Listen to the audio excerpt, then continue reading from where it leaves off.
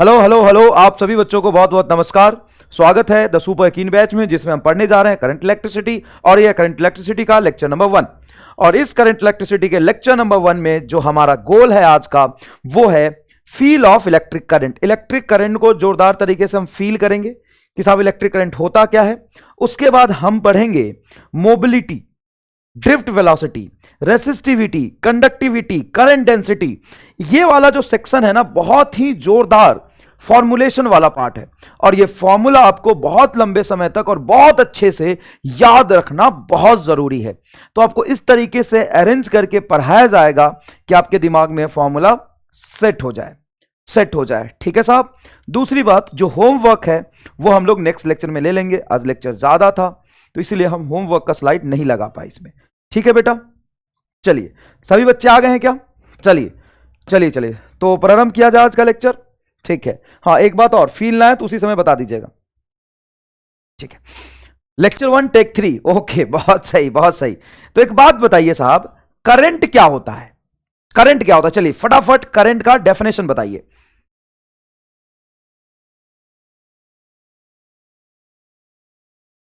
हाँ चलिए बताइए, करंट का डेफिनेशन बताइए। सर, करंट जिससे हमारे घर में टीवी चलता है, जिससे हम लेक्चर देख पाते हैं, जिससे हम खाना को गर्म कर पाते हैं, चीजों को ठंडा कर पाते हैं, उसी को हम करंट कहते हैं। बहुत छोटी सी बात है। What is current? What is current? Sir, current is something which is the form of energy, जिसकी वजह से बहुत सारी चीजें हम बिजली। तो सबसे पहली बात कि करंट वर्ड का मीनिंग आप गलत लिख रहे हैं। Current is not something which you are getting at that time, at this time. वो चीज करंट नहीं है जिसे आप समझ रहे हो। करंट का मतलब फ्लो ऑफ चार्ज नहीं होता है। तो क्या होता है? करंट एक वर्ड है जिसका मतलब होता है द डायरेक्शनल फ्लो। तो किसका डायरेक्शनल फ्लो? किसी के भी डायरेक्शनल फ्लो को हम करंट कह सकते हैं।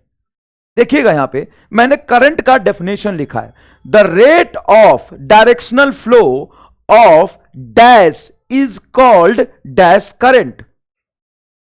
द रेट ऑफ डायरेक्शनल होना बहुत जरूरी है। सीधा फ्लो को हम करंट नहीं कह सकते।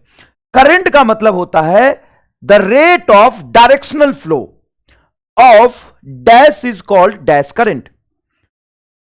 अब साहब, इस डैश में अपने हिसाब से वर्ड फिल कर दीजिए। तो डैश में हम क्या वर्ड फिल करें अपने हिसाब से? क्या हम डैश में वाटर फिल कर सकते हैं क्या? हां, आप डैश में वाटर फिल कर दीजिए। अब पढ़िए इसको, the rate of directional flow of water is called water current. जो पॉन्ड होता है उसका जो वाटर होता है वो रेस्ट में रहता है, उसका कोई फ्लो नहीं है। लेकिन जो रिवर का वाटर होता है, फ्लोइंग रिवर जिसको कहते हैं, पानी एक डायरेक्शन में फ्लो कर रहा होता है। हम कहते हैं वाटर करंट बहुत तेज है, उसमें मत जाना नहीं तो बह जाएगा। Water current. एयर करंट, भाई साहब, air current, the rate of directional flow of air is called air current. कई बार हम वर्ड यूज करते हैं human current.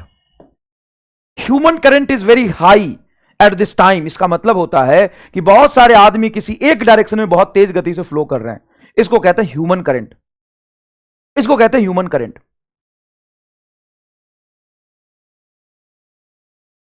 Next, the rate of directional flow of charge या इलेक्ट्रॉन या charge is called electric current. अच्छा, तो rate of directional flow of charge is called electric current. Yes, okay. The rate of directional flow of charge is called electric current. लेकिन हम electric ना बोल के सीधा करंट बोल देते हैं, लेकिन उस करंट का एक्चुअल मीनिंग होता है the rate of directional flow. अब वो फ्लो कहां से करेगा? किसी गिवन क्रॉस सेक्शनल एरिया से।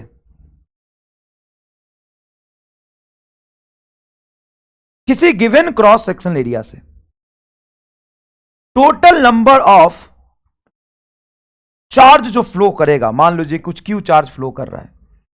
रेट का मतलब होता है change with respect to time. इससे कितना चार्ज फ्लो किया है किसी गिवन क्रॉस सेक्शन एरिया से, divided by total time taken अगर कर दे, total flow of charge divided by total time taken, तो ये हो जाता है बेटा average current. Total T time में, डेल्टा टी टाइम में टोटल कितना चार्ज फ्लो किया है। किसी इंस्टेंट पे rate of flow of charge को हम कहते हैं इंस्टैंटेनियस करंट। अगर इस डेल्टा टी के इंटरवल को बहुत स्मॉल कर दे, delta T is very small, this is called instantaneous current. Feel आया? करंट वर्ड का फील आया ना, एक एक चीज का फील लेते चलिए। करंट वर्ड का फील आया, हाँ। अब आपकी शुरू से पुरानी आदत है क्या, किसी भी फिजिकल क्वांटिटी को दो टाइम स्केल में आप डिफाइन करते हैं, in time T, at time T. In time T का मतलब है टोटल टी टाइम में कितना चार्ज फ्लो कर गया, उससे हम डिफाइन करते हैं एवरेज करंट। वही बात दोबारा लिख रहा हूं मैं, कोई खास बात नहीं बेटा, डेल्टा टी एवरेज करंट है ना, total flow of charge divided by total time taken. Sir एक मिनट, जो एवरेज होता है उसको हम ऐसे भी तो लिख सकते हैं। सर कैसे? सर वो काइनेमेटिक्स में आपने बताया था, वैसे कैसे बताया था काइनेमेटिक्स में? मैंने बताया था आपको, किसी भी फिजिकल क्वांटिटी का एवरेज लिख रहे हैं, किसी भी फिजिकल क्वांटिटी का एवरेज लिख रहे हैं, उसका इंटीग्रेशन कर दीजिए। किसके रिस्पेक्ट में? जिसके रिस्पेक्ट में जिसका वो फंक्शन है, जिसके रिस्पेक्ट में आप एवरेज निकालना चाह रहे हैं, और जनरली एवरेज हम टाइम के रिस्पेक्ट में निकालते हैं, divided by integration of time. क्या ये दोनों चीजें एक्चुअल में सेम है? हाँ सर, आप ये तो बताए थे सर, आप मुकरना मत, यहां अगर कुछ गलत हो जाएगा तो हम फैल जाएंगे सर, हम तैयार बैठे, हम फैल जाएंगे सर एकदम। नहीं, फैलना नहीं बेटा, सही है। करंट का डेफिनेशन करंट के टर्म्स में, करंट का डेफिनेशन करंट के टर्म्स में एकदम सही है, लगा सकते हो। समझ में आया? ओके। इंस्टेंटेनियस बता दो, लगे हाथ। इंस्टेंटेनियस क्या होता है? इंस्टेंटेनियस नहीं, इंस्टेंटेनियस। बच्चा बोलता है सर इंस्टेंटेनियस क्या होता है? टेंटेनियस। अरे इंस्टेंटेनियस होता है वो, किसी इंस्टेंट पे कितना करंट फ्लो किया है, सॉरी कितना चार्ज फ्लो किया है, dq by dt। Sir differentiation का मतलब हम तो स्लोप जानते हैं, हां ठीक जानते हो। Slope of charge time graph is called current. ये एकदम सही है, इसमें कोई बुराई जैसी चीज नहीं है, एकदम सही है। Instantaneous current is slope of charge time graph, क्योंकि डिफरेंशिएशन का मतलब स्लोप होता है। सर यहां से एक चीज हम कर सकते हैं, dt को उठा के इधर ले जाए अगर, तो dq बराबर हो जाएगा, ध्यान से देखिएगा, dq बराबर हो जाएगा i, वही इंस्टेंटेनियस वाला को सिर्फ i से रिप्रेजेंट कर सकते हैं, और dt को गुना कर देंगे। हां कोई बुराई नहीं, अच्छा लग रहा है। क्या दोनों तरफ हम बाबा जी का लगा दे? लगा दो, बाबा जी का आशीर्वाद दोनों तरफ दे दो। तो डेल्टा क्यू का इंटीग्रेशन, डीक्यू का इंटीग्रेशन क्या हो जाएगा? Total flow of charge D Q. तो डीक्यू का इंटीग्रेशन क्या होगा? डेल्टा क्यू, ये होगा integration of I into D T.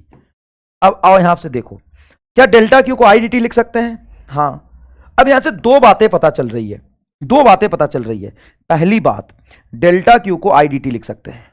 Okay, this is cool, ये तो ठीक है। डेल्टा क्यू को आई डी टी लिख सकते हैं। दूसरी बात यह पता चल रही है कि अगर कहीं इंटीग्रेशन हो जाए, जैसे मैं यहां पे लिखता हूं चार्ज और यहां पे लिखता हूं करंट, चार्ज से करंट तक जाने के लिए हम करते हैं डिफरेंशिएशन dq बाई dt, और करंट से चार्ज तक आने में हम करते हैं इंटीग्रेशन।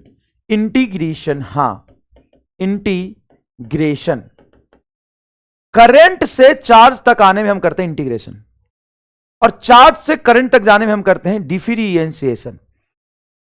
तो करंट का अगर मैं इंटीग्रेशन कर दूं तो क्या मिलता है? Total flow of charge. तो चार्ज वर्सेस टाइम ग्राफ का जो स्लोप होता है dq बाई dt, वो क्या होता है? सर करंट होता है। Slope is nothing but current, और यहां पे इंटीग्रेशन करूंगा i इंटू dt, तो यह मिलेगा टोटल चार्ज ऑफ फ्लो। इसका मतलब एरिया होता है इंटीग्रेशन का मतलब। हां, इंटीग्रेशन का मतलब क्या होता है? एरिया। तो आई और टाइम ग्राफ का area total flow of charge को बताता है, चार्ज और टाइम ग्राफ का स्लोप करंट को बताता है। बेटा याद रखिएगा, डिफरेंशिएशन एक टाइम पे होता है और इंटीग्रेशन एक लिमिट में होता है, इसीलिए एक लिमिट में, एक डिफरेंस में, एक इंटरवल में एक पॉइंट का चार्ज नहीं आएगा, टोटल फ्लो ऑफ चार्ज आएगा। ये क्या है? Total flow of charge, total flow of charge. तो मुझे उम्मीद है करंट और चार्ज में आपको बढ़िया से समझ में आ गया होगा। मुझे उम्मीद है कि करंट और चार्ज का रिलेशन आपको बढ़िया से समझ में आ गया होगा। क्या हर एक चीज क्लियर है? किसका स्लोप क्या बताएगा, किसका एरिया अंडर द कर्व क्या बताएगा, करंट एंड स्लोप क्या होता है, सब कुछ समझ में आ गया? क्या ये समझ में आ गया? बहुत बढ़िया बेटा। बच्चे कह रहे हैं मजा आ रहा है, उद्देश्य भी यही था आने का, उद्देश्य भी यही था। अब आगे देखिए सर, ये करंट जो होता है वो क्या होता है? तो एक बेसिक और छोटी सी बात मैं आपसे पूछना चाहता हूं, चार्ज क्या होता है? स्केलर नहीं, मैं तू जो सोच रहा है ना उस तरीके से भी बताऊंगा, उल्टी मत करना, फैलना मत। अभी मैं एक अलग तरीके से अप्रोच से बताने की कोशिश कर रहा हूं, उसको समझने की कोशिश करना।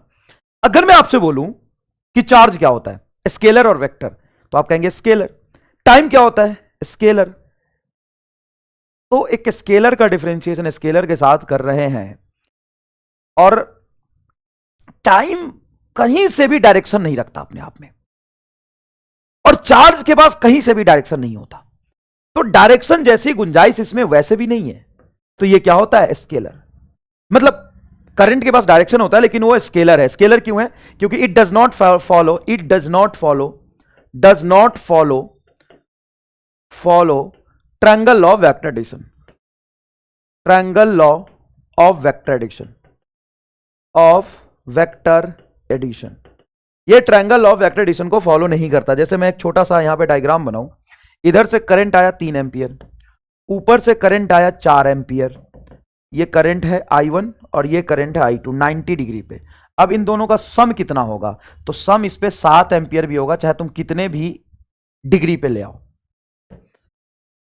और किसी भी चीज का वेक्टर होने के लिए जरूरी है कि उसके पास डायरेक्शन हो और triangle law of vector addition को फॉलो करे। दो चीजें जरूरी है। कोई भी चीज वेक्टर कब होता है? जब उसके पास डायरेक्शन हो एज वेल एज वो triangle law of vector addition को फॉलो करे। तो ये साहब triangle law of vector addition को फॉलो नहीं करता है। क्या डायरेक्शन इसके पास होता है? हां, moves in the direction of motion of positive charge. Direction of current के बारे में अगर बात करें हम, direction of current along the motion of positive charge, along the motion of positive charge के मोशन के along, and along the opposite to the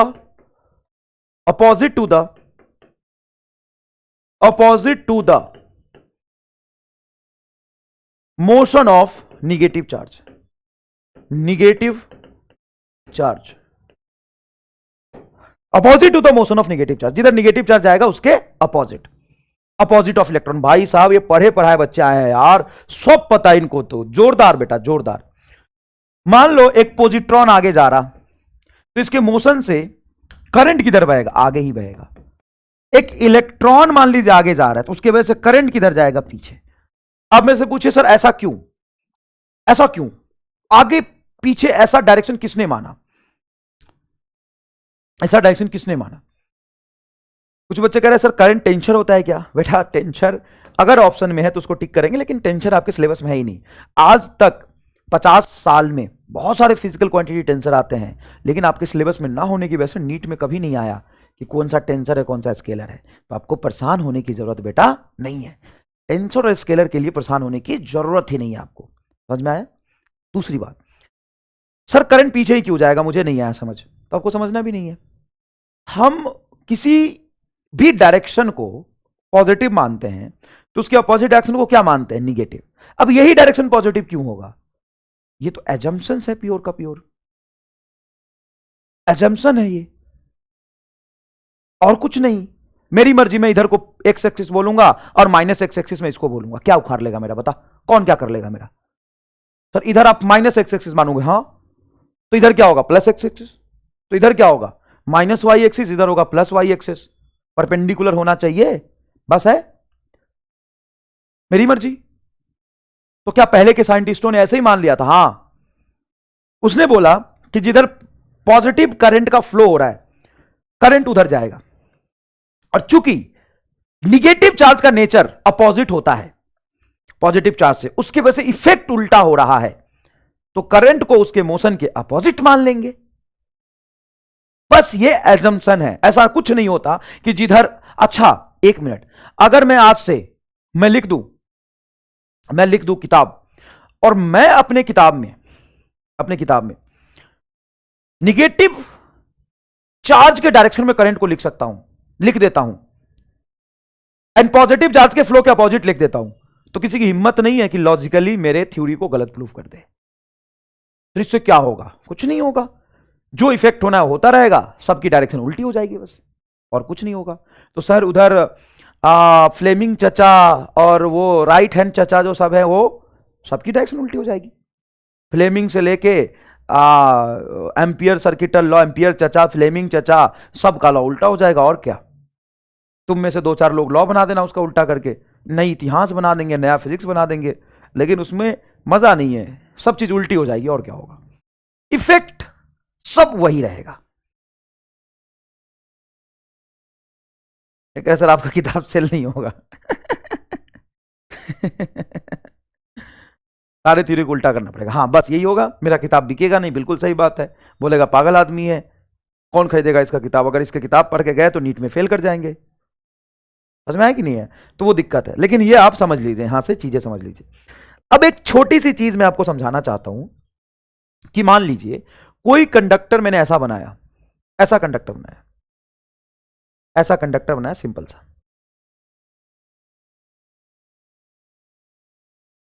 ये सिंपल सा कंडक्टर है। अब मेरी मर्जी मैं कैसा भी बनाऊं, ये कंडक्टर है, और इसको मैंने एक बढ़िया बैटरी से लेके जोड़ दिया। मैं छोटी सी कंसेप्ट है, लेकिन मैं इसको पहले समझा ही देना चाहता हूं, फिर मैं आगे बढ़ूंगा। अब यहां से करंट कुछ आया आई, अब ये बहुत ही अजीब शक्ल का आपको दिख रहा होगा, लेकिन अगर मैं आपसे पूछूं कि यहां से चार्ज फ्लो कर रहा, तो यहां पे करंट आया कुछ I1, यहां पे करंट आया I2, यहां पे करंट आया I3, यहां पे करंट आया I4।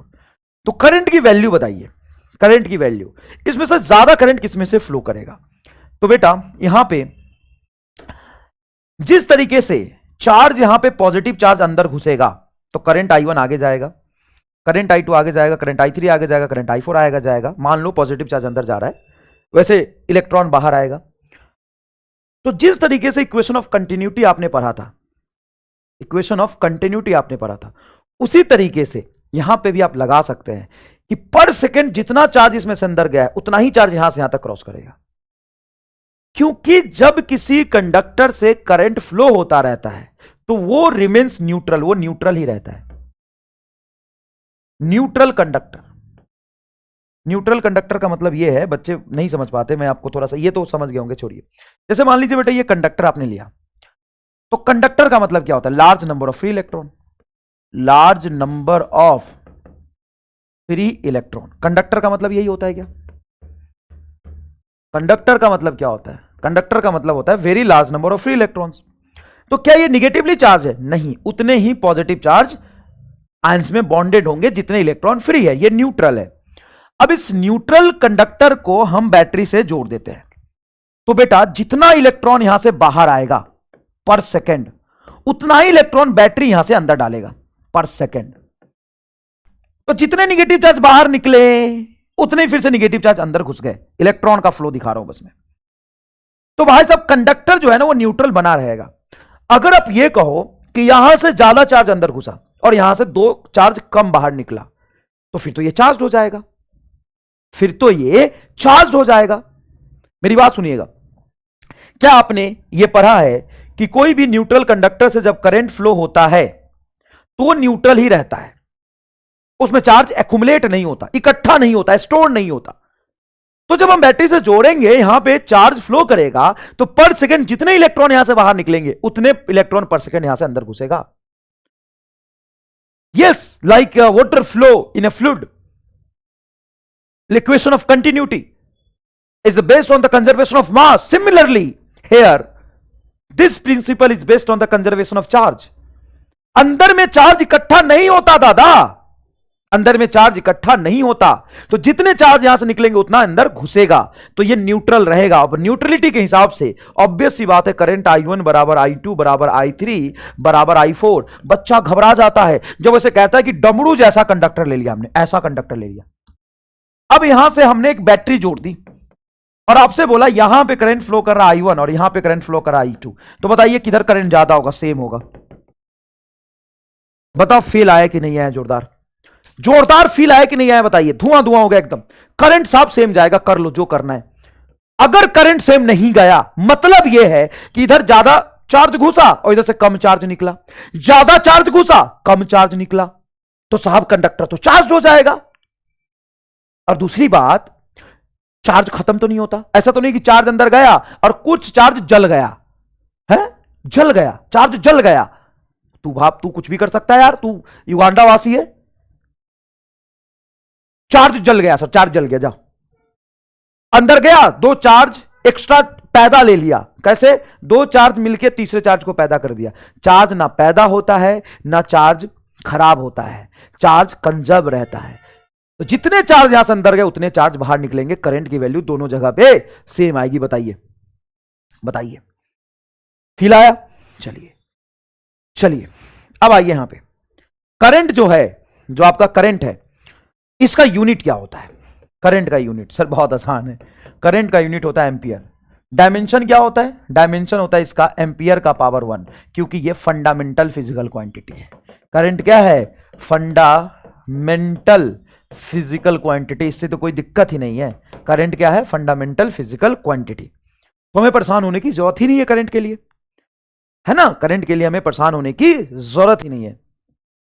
अच्छा अच्छा, अब यहां पे छोटे छोटे सवाल करंट पे बेस्ड, मजा आ जाएगा सवाल सॉल्व करने। इफ चार्ज इज दिस, एकदम काइनेमेटिक्स का फील आएगा, एकदम काइनेमेटिक्स का फील आएगा। Charge is equal to T square plus 2t minus 4, मतलब किसी भी क्रॉस सेक्शन एरिया से इस तरीके से चार्ज फ्लो कर रहा है। चार्ज के फ्लो का इक्वेशन दिया हुआ है, देखो ना। Charge q is function of time is flowing through the wire, then find current at t is equal to 2 second and in 2 second। अब बहुत पहले काइनेमेटिक्स में मैंने तुम्हें बताया था कि एट का क्या मतलब होता है। एट का मतलब होता है इंस्टैंटेनियस। एट का क्या मतलब होता है? इंस्टैंटेनियस। और इन का क्या मतलब होता है? इन का मतलब होता है एवरेज। तो आपसे कौन सा करंट पूछा है? सर दोनों पूछ लिया, इंस्टैंटेनियस भी पूछ लिया और एवरेज भी पूछ लिया। तो थोड़ा सा रुकिए। एट 2 सेकेंड, तो पहले हम एट 2 सेकेंड इंस्टैंटेनियस की बात करते हैं। इंस्टैंटेनियस मतलब डायरेक्ट इसका डिफरेंशिएशन। तो instantaneous current is nothing but rate of flow of charge D Q by D T. T square का डिफरेंशिएशन हो जाएगा 2t प्लस 2t का डिफरेंशिएशन हो जाएगा 2, ये फंक्शन आएगा। यस, तो आई इंस्टैंटेनियस यहां पे करंट में t इज इक्वल टू 2 की वैल्यू रखो, करंट 2 सेकेंड पे चाहिए, 2 गुना 2 प्लस 2, तो 2 दूना 4, 2 6 एम्पियर आएगा सर। ये 6 एम्पियर जो आया है वो आपका इंस्टैंटेनियस करंट है, not average. This is instantaneous at 2 second. ये कब आया है? At 2 second. अगर आपको एवरेज करंट निकालना है, क्या निकालना है? Average current. एवरेज करंट क्या होता है? एवरेज करंट होता है total flow of charge divided by total time taken. अब टोटल फ्लो कितना किया है चार्ज, वो एक इंटरवल में डिफरेंशिएशन से नहीं आएगा। तो कैसे आएगा? वो आएगा फाइनल चार्ज किसी समय, कब पूछा है? इन 2 सेकेंड। इन 2 सेकेंड का मतलब 0 से 2 सेकेंड के बीच में।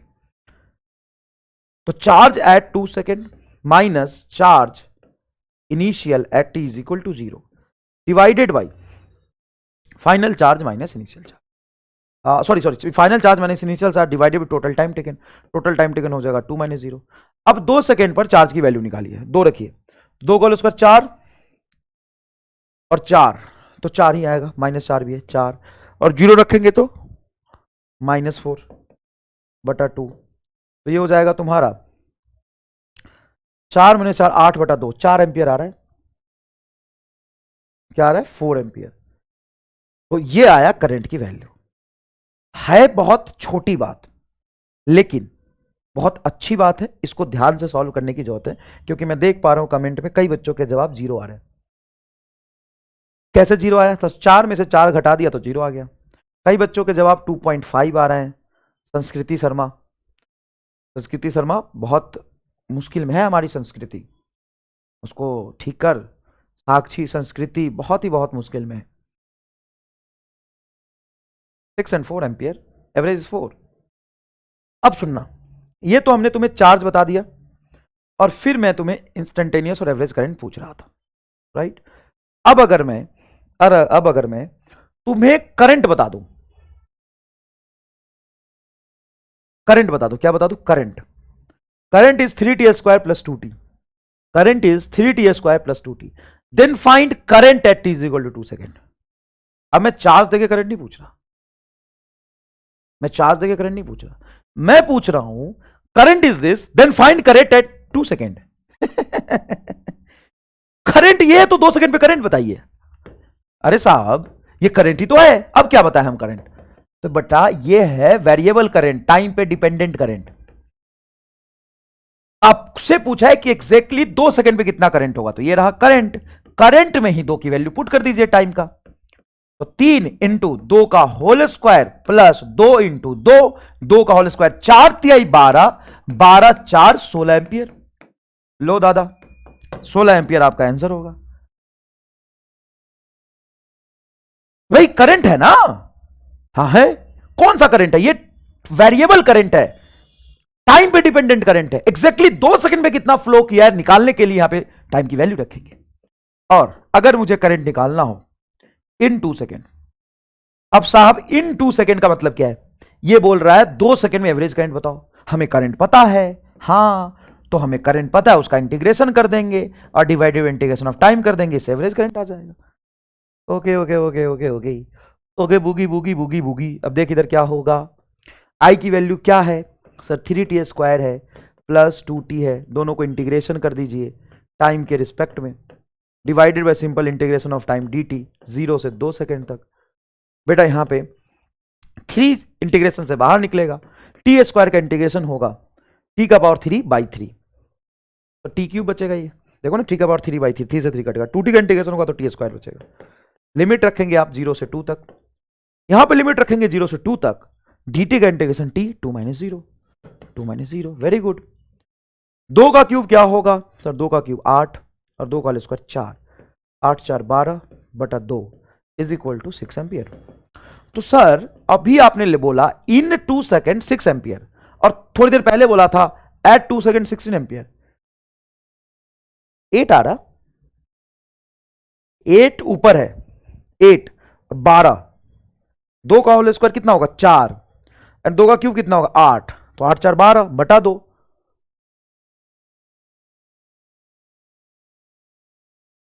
ये कुछ भी जवाब दे रहे बच्चे, बच्चे बोल रहे 12 एम्पियर, कुछ बोल रहा है 6 एम्पियर, कुछ बोल रहा है 8 एम्पियर। अबे भाई साहब तुमसे इंटीग्रेशन नहीं हो पा रहा क्या? सही तो है 6 एम्पियर। लक्षिता तिवारी ठीक कह रही है, ठीक कह रही है, बिल्कुल सही जवाब है आपका। 6 ampere is your correct answer. समझ आया? समझ आया? ठीक है, चलिए बहुत अच्छी से समझ आया आपको? कैसा रहा अभी तक का सफर? 11th का फिजिक्स, 12th का फिजिक्स यहां तक चल रहा है। मैं समझ सकता हूं चीजें मुश्किल है, बहुत मेहनत कर रहे हैं आप, लेकिन अपने मेहनत के अकॉर्डिंग आपको रिजल्ट नहीं मिल पा रहा होगा, क्योंकि हमेशा हम उम्मीद अपने से बहुत ज्यादा करते हैं। तो अगर तुम्हें लग रहा है कि सर हमारे मेहनत के अकॉर्डिंग हमारा रिजल्ट नहीं आ रहा, इसका मतलब ये नहीं कि तुम्हें परेशान हो जाना है। हमेशा हम अपने से ज्यादा उम्मीद ही करते हैं, हमारे फैमिली भी हमसे ज्यादा उम्मीद करती है, हम भी अपने से ज्यादा उम्मीद करते हैं। तो अगर आप उम्मीद जैसा रिजल्ट नहीं आ रहा है तो उसमें परेशान थोड़ी ना होना है। वो तो भाई साहब होता ही है कि हम उम्मीद से ज्यादा मेहनत करते तो उम्मीद से ज्यादा एक्सपेक्टेशन रखते हैं अपने आप से कि इतना हो जाना चाहिए, इतना रिजल्ट आना चाहिए, लेकिन जरूरी नहीं है कि हमेशा इतना है। समझ में आया कि नहीं है? और ये जो संघर्ष है ना, ये जो संघर्ष है, इस संघर्ष में जीतने से ज्यादा जरूरी है अपने आप को संभालना। इस संघर्ष में जो आप कर रहे हैं, स्ट्रगल, संघर्ष कर रहे हैं, इसमें जीतने से बहुत ज्यादा और कहीं ज्यादा जरूरत है अपने आप को संभालना। जब मैं कई बार आपको कहता हूं कि नहीं, तुमको बहुत जान लगाना है, अपने क्षमता से 4 गुना ज्यादा पढ़ना है, आर पार की लड़ाई है, तुम एकदम ऐसे खड़े हो कि इधर तुम्हारी जीत है और इधर तुम्हारी हार है, ये सारी बातें इसलिए बोली जाती है कि आप अपनी 100% क्षमता का उपयोग करें, आप थोड़ा सा मोटिवेटेड हो जाए। इसका कतई ये मतलब नहीं होता है कि मैं आपको इसलिए कह रहा हूं कि नीट और जेई के अलावा, डॉक्टर इंजीनियर बनने के अलावा जीवन में कुछ है ही नहीं, इसलिए नहीं कहता बेटा। मैं बहुत गाली भी सुनता हूं, इसलिए कई लोग आके मुझे सुनाते भी है, मैं देखता हूं, कहते हैं कि अरे कैसा है ये मास्टर, पागल है क्या, सब कुछ नीट थोड़ी ना होता है, सबका पैशन डॉक्टर बनना थोड़ी ना होता है, और लाइफ बहुत ब्यूटीफुल है, लाइफ का मतलब ये थोड़ी ना है कि तुम मजदूर बन जाओ। मेरा वो इंटेंशन नहीं है कहने का, खैर उनकी बातों पे मैं ध्यान ही नहीं देता। मैं आपको कहता हूं बस कि देखो बेटा, इस संघर्ष में जीतने से कहीं ज्यादा जरूरी है अपने आप को संभालना। मैं थोड़ा सा, ये बातें दिमाग में मेरे इसलिए आई कि मैं कल न्यूज़ देख रहा था, तो एक बिहार शरीफ सहरसा की लड़की है, बिहार में ही जगह है एक बिहार शरीफ, कोटा में वो 5 मंजिले मकान से कूद के जान दे दी।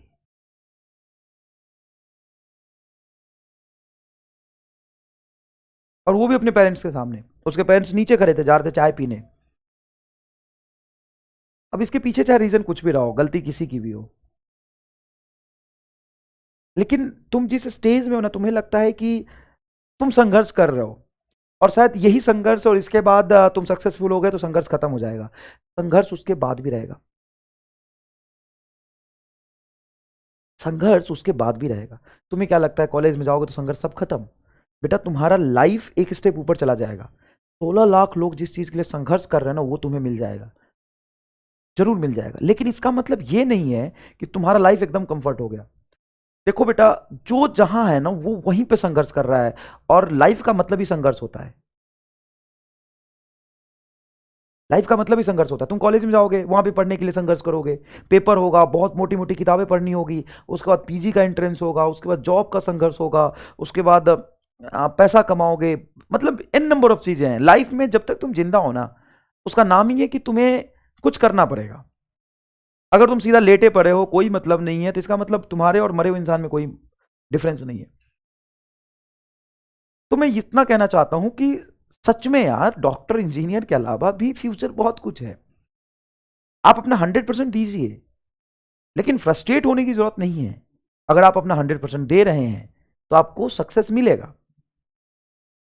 घबराना या फिर बहुत ज्यादा पैनिक हो जाना, ये बहुत ही बेकार बातें हैं। तुम आज देखो तो जितने लोग डॉक्टर बन के सक्सेसफुल हैं, उतने से ज्यादा कहीं लोग बिना डॉक्टर बने भी सक्सेसफुल हैं जीवन में। जीवन में जरूरी है एक अच्छा इंसान बनना, अपने पेरेंट्स का रिस्पेक्ट करना, और लोगों को समझना, अपने आप को समझना, और संघर्ष करना। जीवन एक संघर्ष है, तुम कुछ भी करोगे संघर्ष करते रहना पड़ेगा, तो इस संघर्ष से हारो मत। और नीट जेई की तैयारी से सिर्फ डॉक्टर ही नहीं बनते आप नीट जेई की तैयारी से संघर्ष करना सीखते हो। उस संघर्ष में हारो मत। ऐसा थोड़ी नहीं कि तुम यहां पे सिर्फ फिजिक्स सीखने आए हो यार, केमिस्ट्री सीखने आए हो और तुम डॉक्टर का एग्जाम दोगे, तुम डॉक्टर बन जाओगे, वहीं पे सब कुछ खत्म। ऐसा नहीं है। तुम ये सारी चीजें सिर्फ इसलिए नहीं सीख रहे हो कि तुम्हें सिर्फ डॉक्टर ही बनना है। तुम इतने कम समय में सिलेबस कवर कर रहे हो, तुम इतना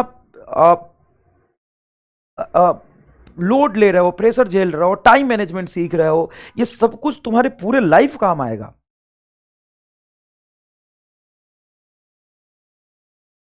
ये पूरे लाइफ तुम्हारे काम आएगा, सिर्फ डॉक्टर बनने के लिए नहीं है ये सब। ये जो तुम पेशेंस सीख रहे हो, लड़ना सीख रहे हो, हिम्मत रखना सीख रहे हो, मेहनत करना सीख रहे हो। और दूसरी तरफ,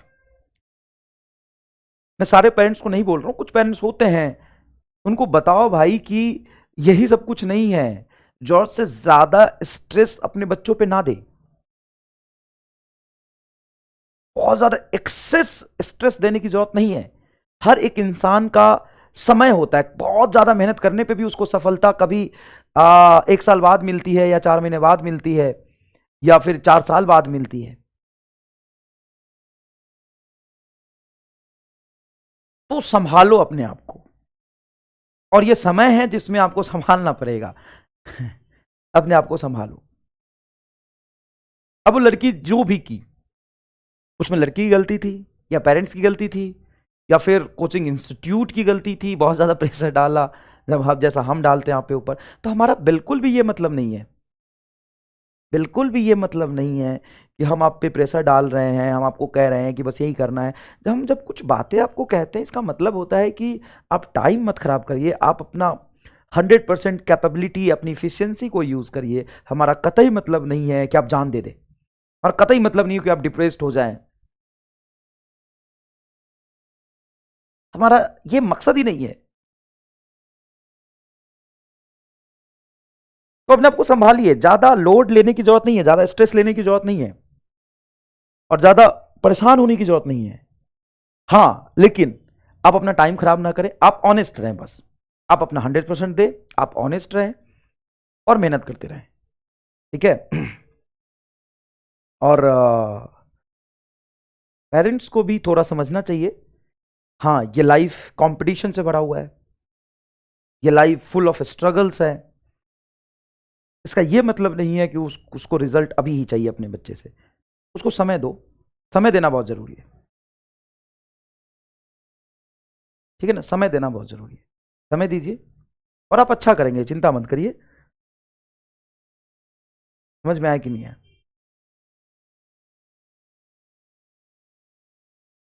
तो बहुत सारे लोग अभी मतलब दबाव में आ जाते हैं।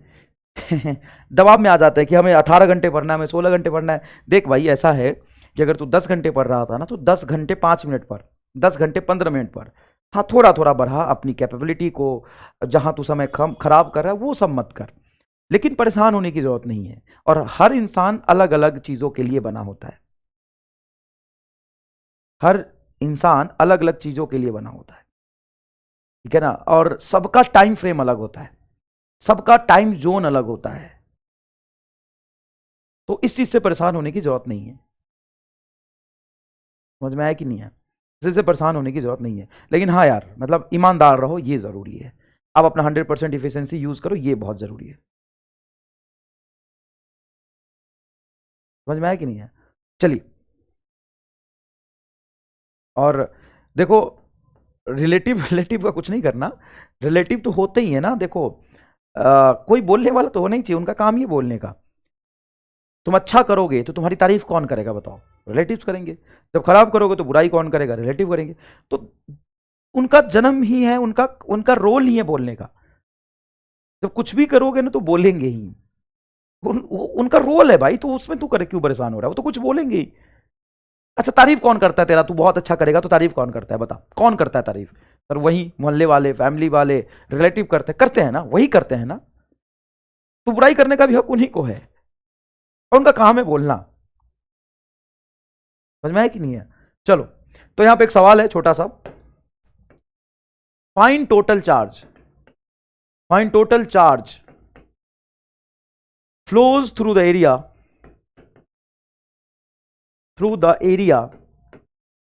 area between t is equal to 2 to t is equal to 6 second.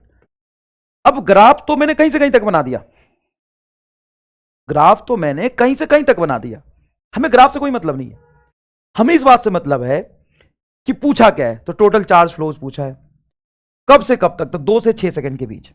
अब 2 सेकंड के बीच में टोटल चार्ज कितना फ्लो हुआ है वो पूछा है। हम जानते हैं करंट वर्सेस टाइम ग्राफ का area,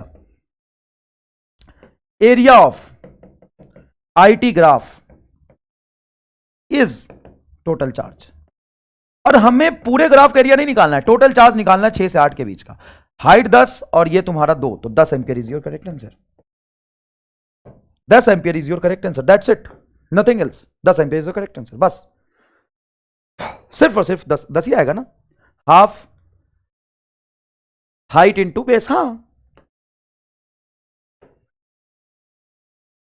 10 ampere is your correct answer. बिल्कुल सही बेटा, बिल्कुल सही। कुछ सवाल ऐसे पूछे जाते हैं, रिलेशन बहुत ही यूनिक है कि चार्ज और टाइम का ग्राफ दो वायर के लिए, वायर 1 और वायर 2, वायर 1 एंड वायर 2, इधर से 30 एंगल डिग्री बना रहा है, इधर से 30 डिग्री बना रहा है। तो find ratio of current flowing through wire 1 and wire 2।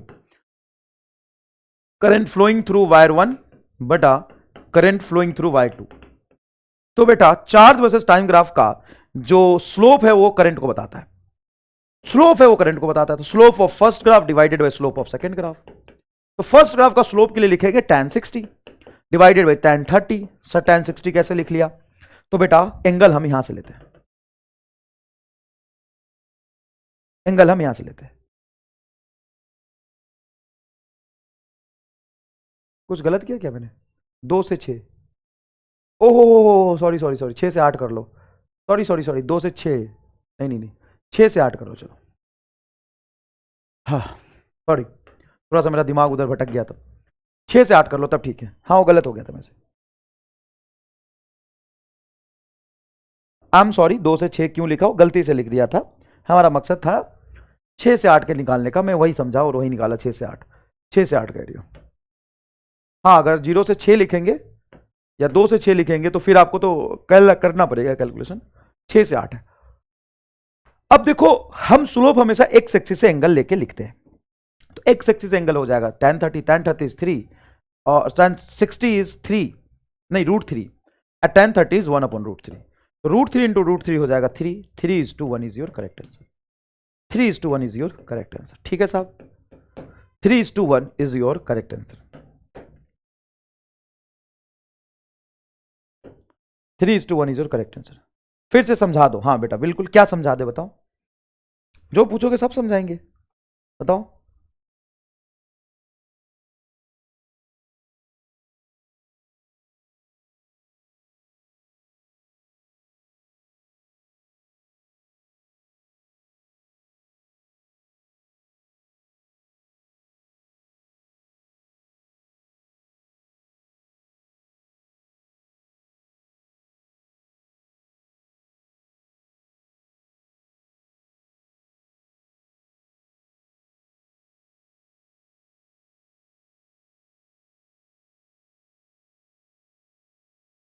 इसमें डालना है opto electronic circuit, LED, photo diode, solar cell, Zener diode, simple diode के सर्किट डाल दो, बस यही डालना है।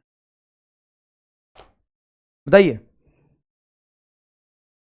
समझ में आ गया? तो बस ये करंट का रेशियो हमें निकालना था बस। नेक्स्ट देखिए बेटा, if electron is moving on a circular path with frequency F then find current.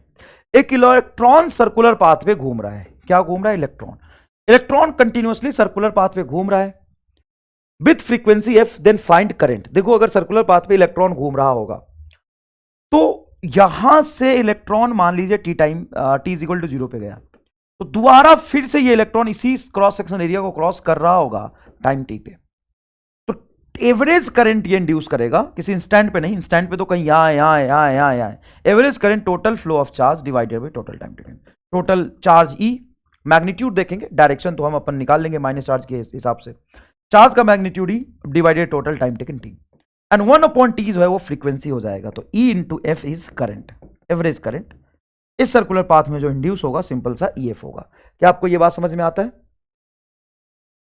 क्या आपको ये बात समझ में आता है? सिंपल सा है, E into E F. Sir अगर स्पीड दिया होता तो electron is moving on a circular path with speed v, तो अब कैसे करते? v स्पीड दिया होता तो कैसे करते?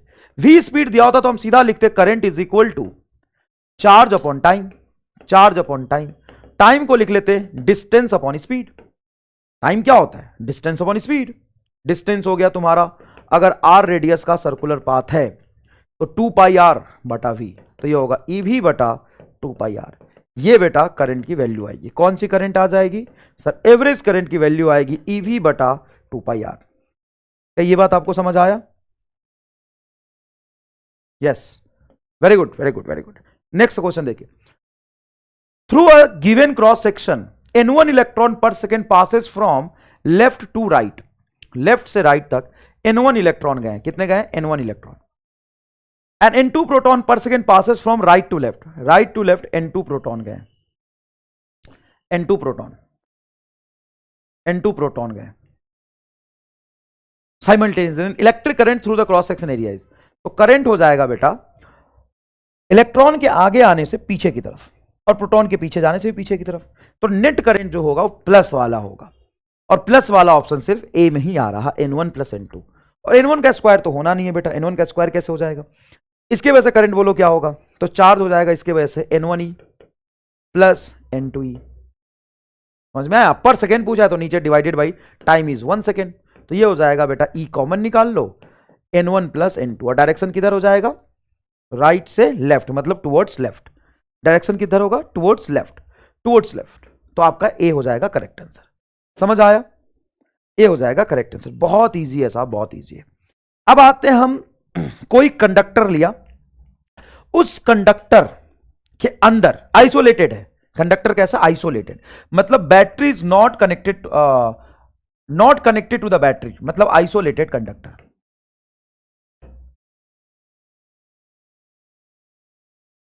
आइसोलेटेड कंडक्टर का क्या मतलब होता है, आइसोलेटेड कंडक्टर का मतलब होता है कोई बैटरी वैटरी उससे कनेक्ट हमने नहीं किया है, आइसोलेटेड कंडक्टर, सिंपल सा ये कंडक्टर है।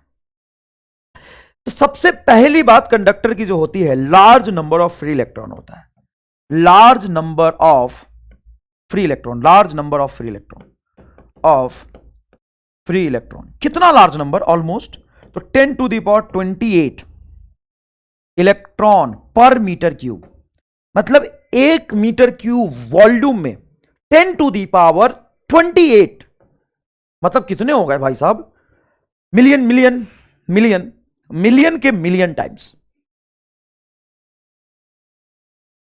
यहां से इतना times, 10 to the power 28 electron per metre cube, बहुत बहुत लार्ज नंबर में इलेक्ट्रॉन होते हैं, and they all are in random motion, they all are in random motion, साहब पगला गए होते हैं, सब इधर उधर भाग रहे होते हैं।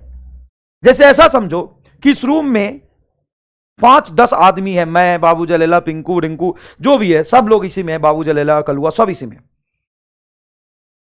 और सब लोग हम लोग भाग रहे इधर उधर, किसी को किसी से मतलब नहीं है। तो सर जो भागते हैं उसका पाथ कैसा होता है, path is straight line, path is straight line. अच्छा, सीधा सीधा भाग रहे होते हैं, हाँ, ऐसा थोड़ी ना कि ऐसे गोल गोल घूम रहे ऐसे नहीं, सीधा सीधा भाग रहे थे, ऐसे ऐसे ऐसे ऐसे सीधा।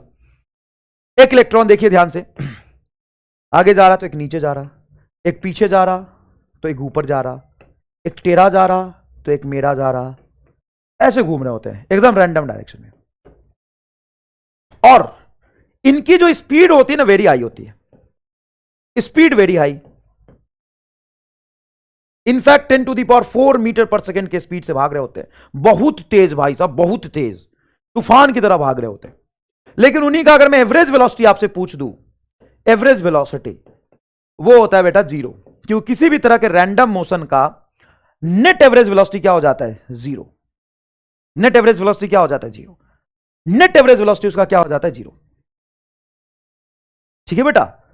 सर नेट एवरेज वेलोसिटी कैसे निकालते हैं, नेट एवरेज वेलोसिटी टोटल पूरे इलेक्ट्रॉन का मोशन निकालते हैं। देखो, एक ऊपर गया तो एक नीचे गया तो नेट फ्लो ऑफ इलेक्ट्रॉन 0, एक आगे गया तो एक पीछे गया, एक नीचे गया तो एक ऊपर गया। समझ में आया कि नहीं है? हाँ सर, इनका स्पीड कैसे आ गया? तो स्पीड आता है due to thermal energy, due to thermal energy, thermal energy, thermal energy की वजह से। हर एक की जो काइनेटिक एनर्जी होती है ना, हाफ mv², वो आता है 3/2 kBT।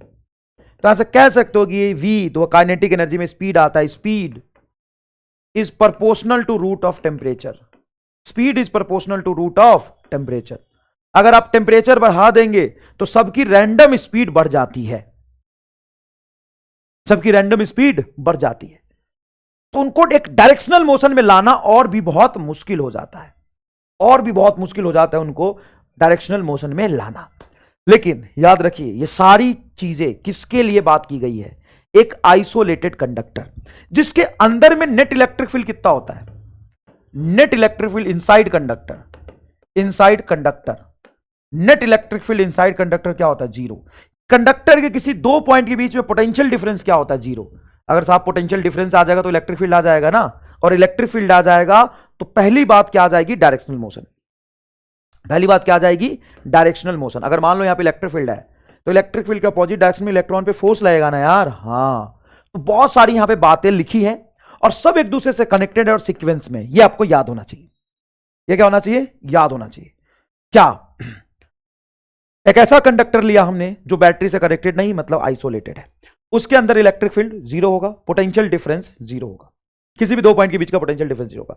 उसके अंदर लार्ज नंबर ऑफ इलेक्ट्रॉन होते हैं जिसका नंबर होता है 10 का power 28 electron per metre cube. They all are in random motion और उनका पाथ होता है स्ट्रेट लाइन। उनका पाथ कैसा होता है, स्ट्रेट लाइन। उनकी नेट वेलोसिटी क्या हो जाती है, जीरो, क्योंकि वो रैंडम मोशन में होते हैं। रैंडम मोशन का नेट वेलोसिटी जीरो होता है, बट उनका स्पीड बहुत हाई होता है, 10 का पावर 4 मीटर पर सेकेंड। उनका स्पीड आता है ड्यू टू थर्मल एनर्जी, मतलब उनका जो स्पीड होता है टेम्परेचर पर डिपेंड करता है। और इनफैक्ट यही स्पीड इनके रेसिस्टेंस का रीजन है। यही speed reason of resistance,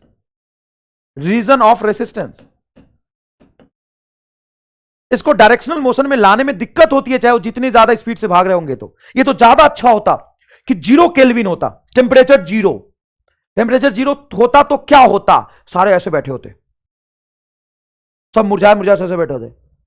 Ramlal कलुआ सब ऐसे बैठे होते।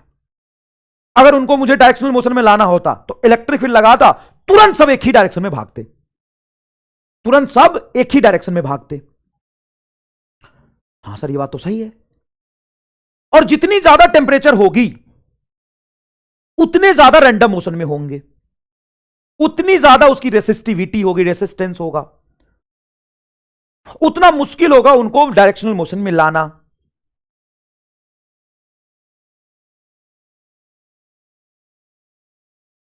जैसे होली में देखा भांग का गिलास पिलाते ना, दूध भांग, होली में, उसी तरीके से स्पीड और टेम्परेचर का रिलेशन है। जैसे मान लो इसमें 4 लोग बैठे हैं, मैं अचानक से बोलूं कि भाई साहब घर में बम है भागो, तुरंत से सब भागेंगे रफ्तार में। अच्छा मान लो सब इधर उधर चल भी रहे होंगे, ऐसे ऐसे चल रहे हैं, ऐसे ऐसे अलग अलग चल रहे हैं। मैं बोला घर में बम है भागो, तो भाई साहब सब अपना जान प्राण लेके सीधा भागेगा। अब मान लो सबको मैंने भांग खिला दिया,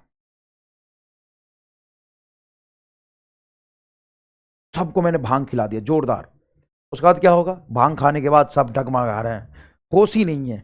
मैं बोल रहा हूं बम है भागो, गेट उधर है भाग इधर रहा है, वे बम है भागो, भागी तो रहे दवा, भागी तो रहे, अबे नशेरी कहां भाग रहा है, गेट उधर है मर जाएगा। तो साहब टेम्परेचर बढ़ाने का मतलब ये होता है कि सारे इलेक्ट्रॉन को भांग खिला दिया, अनबॉन्ड स्पीड से उधर उधर भाग रहे हैं। जैसे इलेक्ट्रिक फील्ड लगा, बोला भागो इधर, भाई साहब अपने मगन में इतनी ज्यादा हाई स्पीड में होता है कि इलेक्ट्रिक फील्ड की सुनता ही नहीं, इधर भाग रहा होता है। हाँ, जैसे प्रिंसिपल को देख के बच्चे स्कूल में भागते हैं, हाँ जैसे प्रिंसिपल को देख के स्कूल में बच्चे भागते, वही वाली कहानी है। बच्चे को भांग खिला दिया, प्रिंसिपल आ रहा उधर से, बच्चा भाग रहा उसी की तरफ, अरे प्रिंसिपल आया भाग, और प्रिंसिपल को गाली देता हुआ जा रहा है, प्रिंसिपल सामने खड़ा है। समझ में आएगी नहीं है? तो ये कहानी है थोड़ी सी, अब हम लगा देते इसमें बैटरी। अरे drift velocity of Ohm's law तो बाद में देखना, बैटरी तो लगाओ पहले। अच्छा, अब हम इसमें लगाते हैं battery. When battery is connected to the conductor, battery is connected to the conductor.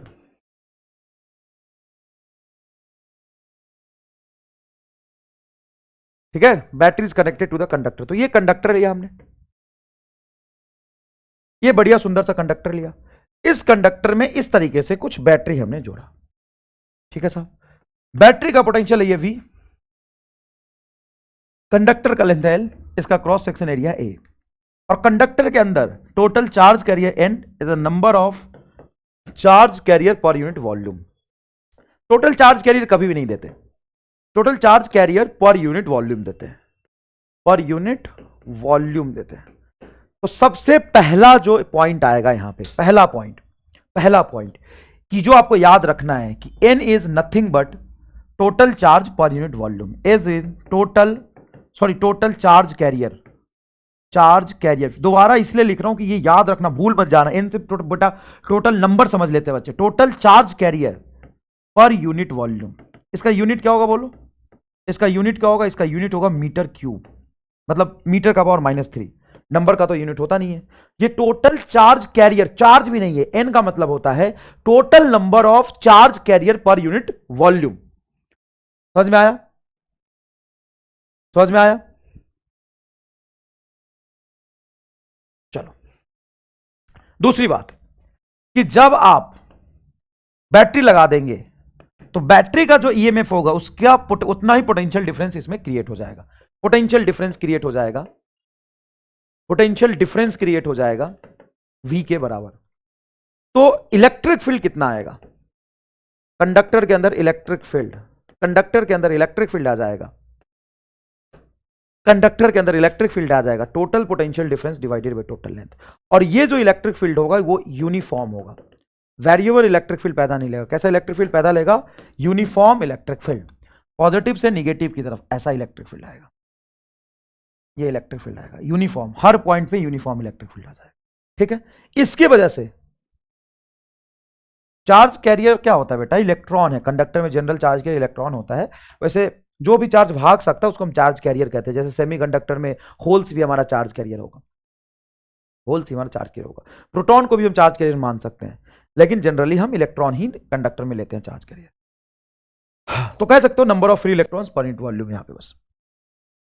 तो सर इस इलेक्ट्रिक फील्ड की वजह से कोई भी इलेक्ट्रॉन, मान लो ये था भाई साहब, खत्म कर दिया, कोई इलेक्ट्रॉन यहां था और वो इलेक्ट्रॉन भाग के कहीं यहां पहुंचना चाहता था जब बिना एब्सेंस ऑफ इलेक्ट्रिक फील्ड में, इलेक्ट्रिक फील्ड जब नहीं था तब। अब ये इलेक्ट्रॉन बहुत तेज गति से भाग रहा है सर, इनर्शिया ऑफ मोशन बहुत हाई है उसका ऊपर की तरफ, इनर्शिया ऑफ मोशन बहुत हाई है उसका ऊपर की तरफ। उस पर फोर्स किधर लगेगा, तो बेटा इलेक्ट्रॉन पे फोर्स इलेक्ट्रिक फील्ड के पीछे लगेगा। और कितना फोर्स लगेगा, तो force on electron, force on electron, force on electron, electron पे बेटा जो फोर्स लगेगा वो लगेगा बेटा आपका स्मॉल ई कैपिटल ई। वेक्टर फॉर्म में रखेंगे तो माइनस आ जाएगा, सिर्फ मैग्नीट्यूड लिखेंगे तो कैपिटल ई स्मॉल ई, मैग्नीट्यूड, फोर्स का मैग्नीट्यूड इलेक्ट्रिक फील्ड के पीछे लगेगा। समझ में आया, समझ में आया, हाँ सर इतना लगेगा फोर्स। इसकी वजह से क्या होगा सर, एक्सिलरेट करेगा। इस फोर्स की वजह से जो एक्सिलरेशन होगा वो इसी के डायरेक्शन में होगा। कितना होगा एक्सिलरेशन, तो आप एक्सिलरेशन लिख सकते हैं, एक्सिलरेशन जो होगा वो हो जाएगा फोर्स बटा मास, तो स्मॉल ई कैपिटल ई बटा मास ऑफ इलेक्ट्रॉन। और ये जो एक्सिलरेशन है वो कांस्टेंट है, वेरिएबल नहीं है। तो क्या इस एक्सिलरेशन की वजह से चार्ज जो इलेक्ट्रॉन है वो भागना शुरू करेगा, जो इलेक्ट्रॉन है वो भागना शुरू करेगा।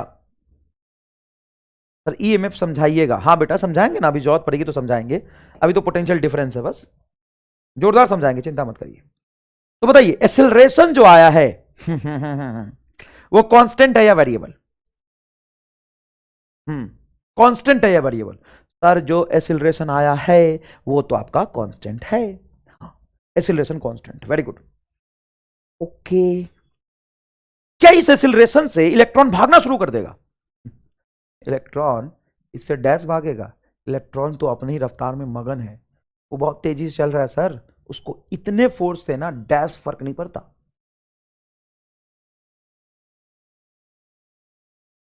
कह रहे सर नहीं भागेगा, क्यों नहीं भागेगा बे, ये फोर्स नहीं लग रहा, लग तो रहा है सर, भागना चाहिए सर, लेकिन लेकिन लेकिन इस फोर्स से एक्सिलरेशन उत्पन्न होगा, उस एक्सिलरेशन से इसके मोशन में फर्क तो पड़ेगा, लेकिन भाई साहब ये तो द्रुत गति से भाग रहा था। किससे भाग रहा था, द्रुत गति से भाग रहा था, और कहीं स्ट्रेट लाइन पाथ पे यहां पहुंचने वाला था, द्रुत गति से, द्रुत गति मतलब बहुत तेज गति से भाग रहा था। सर ये एक्सिलरेशन उसको तुरंत से पीछे नहीं खींच लेगा, औकात नहीं इसकी, औकात नहीं है इसकी, किसकी, इसकी, किसकी, इस एक्सेलरेशन की औकात नहीं है, इस एक्सेलरेशन की, तुरंत से उसको पीछे खींच ले। हां लेकिन इस फोर्स की वजह से इलेक्ट्रॉन के मोशन पे थोड़ा फर्क पड़ेगा। सर कितना, वो यहां पहुंचने वाला था, अब वो कहीं यहां पहुंचेगा, जस्ट यहां पहुंचेगा, और उसका जो पाथ होगा ना देखो ऐसे कहीं यहां पहुंचेगा, अब यहां पहुंचेगा। तो जब इलेक्ट्रिक फील्ड नहीं था तो कहीं यहां पहुंचने वाला था, अब इलेक्ट्रिक फील्ड है तो अब यहां पहुंचा है। तो ये जो पाथ होता है इसको कहते हैं डिस्प्लेसमेंट ऑफ इलेक्ट्रॉन।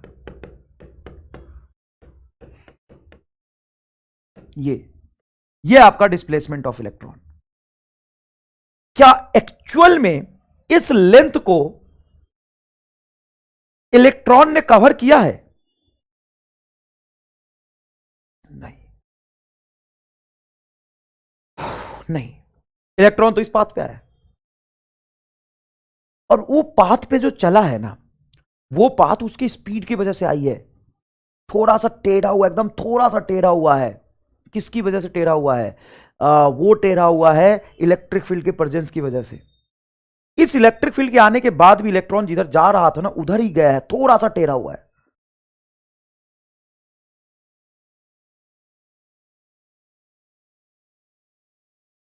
ये ग्रेविटी लगाएगा, ग्रेविटी नेग्लेक्ट माना है बेटा, वो पाथ तो ट्रेवल नहीं किया है। सर वो जो पाथ ट्रेवल ही नहीं किया है, तुम उसके बारे में बात क्यों कर रहे हैं? हम इसलिए बात कर रहे हैं कि हम ना तो इसके बारे में बात करेंगे ना तो इसके बारे में बात करेंगे, हम इसके बारे में बात करेंगे, क्योंकि यही तो डिफरेंस आया है जो एक्सेलरेशन की वजह से आना चाहिए था। यही तो एक्चुअल में आया है। तो हम इसी लेंथ को कहते हैं ड्रिफ्टेड लेंथ। इस लेंथ को क्या कहते हैं हम? ड्रिफ्टेड। इलेक्ट्रिक फील्ड की वजह से जो ड्रिफ्ट हुआ है, ड्रिफ्टेड लेंथ। और सर आपने यहां से यहां तक के मोशन की बात क्यों करी? क्योंकि यहां से और यहां से मोशन के बीच में, इन दो मोशन के बीच में, मतलब यहां से चला और यहां के बीच में ये फ्री चला, इसके बाद यहां पे इसका किसी के साथ कोलिजन हो गया होगा। तो दो कोलिजन के बीच का हम लेंथ लेते हैं, दो कोलिजन का हम बीच का लेंथ लेते हैं।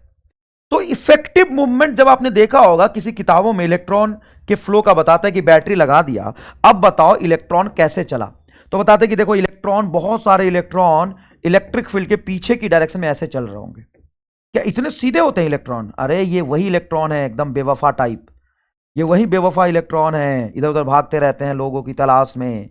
ये एक्चुअल में इस पाथ पे नहीं चले हैं, लेकिन फिर भी हम ऐसा ही दिखाते हैं, कहते हैं सारे इलेक्ट्रॉन पीछे चलेंगे तो करंट आगे जाएंगे। ऐसा हम क्यों दिखाते हैं? क्योंकि ये तो इनहेरेंट था, बैटरी के आने की वजह से यही ड्रिफ्टेड लेंथ चेंज हुआ है। एक्चुअल में ये जो डिफरेंस क्रिएट हुआ है ये वाला, वो किसके वजह से हुआ है? बैटरी के आने की वजह से हुआ है। बैटरी नहीं था,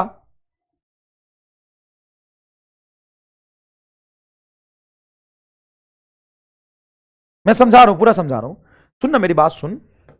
देख बेटा, ये ना स्पीड बहुत हाई है लेकिन एवरेज वेलोसिटी क्या है? जीरो। स्पीड इतना हाई होते हुए भी एवरेज वेलोसिटी जीरो क्यों है? क्योंकि सारे रैंडम मोशन में है, सारे रैंडम मोशन में। हाँ सर ये बात तो ठीक है। अब सारे रैंडम मोशन में है तो एक्चुअल में स्पीड की वजह से वो जितना चला है वो काम का है ही नहीं बेटा। हमारे लिए काम का क्या है? हमारे लिए काम का क्या है बताओ? हमारे लिए काम का ये है कि उसका कोई डायरेक्शनल फ्लो हो। और डायरेक्शनल फ्लो किसके वजह से होगा? Sir directional flow electric field की वजह से होगा। अब इलेक्ट्रिक फील्ड की वजह से एक्चुअल में जो चीज आया है वो ये आया है। हां, इलेक्ट्रिक फील्ड अगर नहीं होता तो यहां पहुंचता। अच्छा मान लो बेटा उसकी पहले से कोई स्पीड नहीं होती और तब आप लगाते इलेक्ट्रिक फील्ड, तो क्या होता? सर स्पीड नहीं होती तो इधर होती नहीं, सब आगे की तरफ भागते। तो इलेक्ट्रिक फील्ड होने की वजह से और नहीं होने की वजह से, मतलब जब इलेक्ट्रिक फील्ड नहीं था और जब इलेक्ट्रिक फील्ड है, तो एक्चुअल में डिफरेंस क्या पैदा लिया है?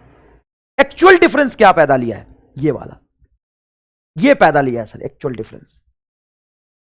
और मैं आपको बताता हूं, दो कोलिजन के, जैसे मान लो इलेक्ट्रिक फील्ड नहीं था तो यहां से यहां जाके ये दो कोलिजन के बीच का लेंथ था, मान लो यहां पे था और फिर यहां जाके कहीं कोलाइड हुआ, यह है distance between two collision, distance between two collision.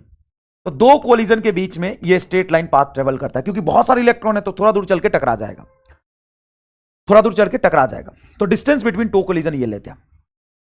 समझ में आया? अब जब इलेक्ट्रिक फील्ड है तो ये यहां ना पहुंच के थोड़ा सा यहां पहुंचा है, तो यही तो हमारा ड्रिफ्टेड लेंथ हुआ।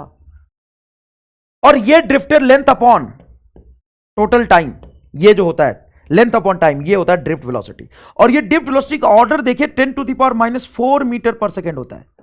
इसको फील करिए ना एक बार। उसकी स्पीड कितनी है?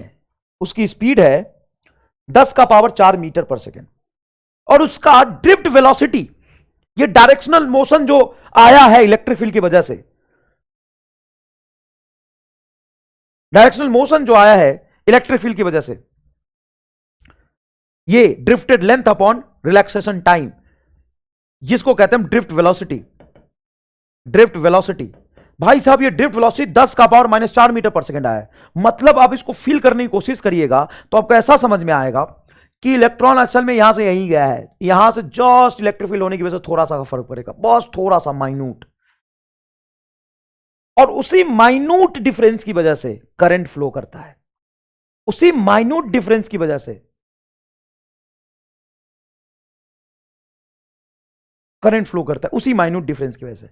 इसलिए हम इलेक्ट्रॉन का एक्चुअल मूवमेंट नहीं दिखाते, हम नेट मूवमेंट दिखाते हैं। एक्चुअल मूवमेंट और नेट डिफरेंस में फर्क समझ आया? एक्चुअल मूवमेंट और नेट मूवमेंट, एक्चुअल मूवमेंट का मतलब यह है कि अभी कहां जा रहा है सर, इस पाथ पे चल रहा है। और नेट मूवमेंट, जब इलेक्ट्रिक फील्ड नहीं था, बैटरी नहीं था तो यहां पहुंचता, अब बैटरी है तो यहां पहुंचा, तो इस डिफरेंस को हम लेते हैं। What is relaxation time? Relaxation time is the time gap between two collision.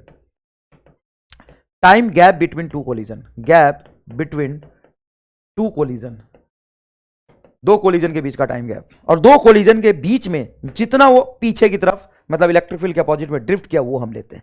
समझ आया बेटा अच्छे से? फील आया कि नहीं आया बता दीजिए, समझ आया कि नहीं आया? मीन फ्री पाथ ये रहा, ये ड्रिफ्ट पाथ को ही मीन फ्री पाथ कहते हैं। हम वो एक्चुअल पाथ नहीं लेते हैं जो वो चलता है, हम ये लेते हैं मीन फ्री पाथ, और टाउ होता है रिलैक्सेशन टाइम। हिला गया बाबा? चलिए, समझ आ गया ना? फील आ गया? ठीक है बेटा, ठीक है बेटा। इतना देखो, तुम ज्यादा कंफ्यूज मत हो। तुम्हें फील पता है क्या लेना था? फील ये लेना था कि जब इलेक्ट्रिक फील्ड नहीं था तो उसकी वेलोसिटी क्या थी, जब इलेक्ट्रिक फील्ड नहीं था तो उसकी वेलोसिटी तो कुछ थी नहीं, जीरो थी। स्पीड बहुत था इसलिए वो डिस्टेंस कवर कर रहा था। इलेक्ट्रिक फील्ड आने की वजह से क्या डिफरेंस आया? तो इलेक्ट्रिक फील्ड आने की वजह से थोड़ा सा पीछे चला गया, और क्या, बस। उसके बाद इन सब बातों का फील आपको पहले से आ चुका है क्या? किन सब बातों का? इन सब बातों का। ये होता है N charge carrier per unit volume, V है पोटेंशियल डिफरेंस बैटरी की वजह से, electric field V by L, force होता है आपका small E capital E, acceleration इतना होता है। अब इस एक्सीलरेशन की वजह से यही वाला एक्चुअल डिफरेंस पैदा लिया था, ये वाला। तो बेटा यहां से तुम डायरेक्ट ड्रिफ्ट वेलोसिटी इनके टर्म्स में लिख सकते हो। ड्रिफ्ट वेलोसिटी क्या होता है? Acceleration into time. एक्सीलरेशन बोलो कितना? ये रहा स्मॉल ई कैपिटल ई बटा एम ई इंटू टाउ। ये ड्रिफ्ट वेलोसिटी आ गया, और क्या सर? कौन सा ड्रिफ्ट वेलोसिटी सही है, ये वाला कि ये वाला? दोनों सही है भाई, दोनों सही है। मैं कह रहा हूं कि इस फोर्स की वजह से, इस इलेक्ट्रिक फील्ड की वजह से ये फोर्स लगा, इस फोर्स से इतनी एक्सीलरेशन आई, और इस एक्सीलरेशन से इतने टाइम में कितना वेलोसिटी गेन करेगा, यही वीडी, ड्रिफ्ट वेलोसिटी। इसको दूसरे तरीके से और समझाता हूं सर, देखिएगा ध्यान से, ध्यान से देखिएगा। इलेक्ट्रिक फील्ड यूनिफॉर्म है और वो पोटेंशियल डिफरेंस बटा लेंथ है, इसीलिए फोर्स कितना लगेगा? स्मॉल ई बटा कैपिटल ई। तो एक्सीलरेशन कितना हो जाएगा? स्मॉल ई बटा कैपिटल ई बटा मास ऑफ इलेक्ट्रॉन, फोर्स बटा मास, एक्सीलरेशन हो जाएगा। वेलोसिटी बराबर क्या होता है? Acceleration into time, small E capital ई बटा एम ई इंटू टाउ। अरे हाँ, वही भयंकर वाला फॉर्मूला है जो आपका मार रट्टा है। ड्रिफ्ट वेलोसिटी का फॉर्मूला बातों बातों में डिफाइन हो गया, डिराइव हो गया, बातों बातों में। देखो ड्रिफ्ट वेलोसिटी का फॉर्मूला आ गया। इससे आसान कुछ हो सकता है क्या? कैसे आया?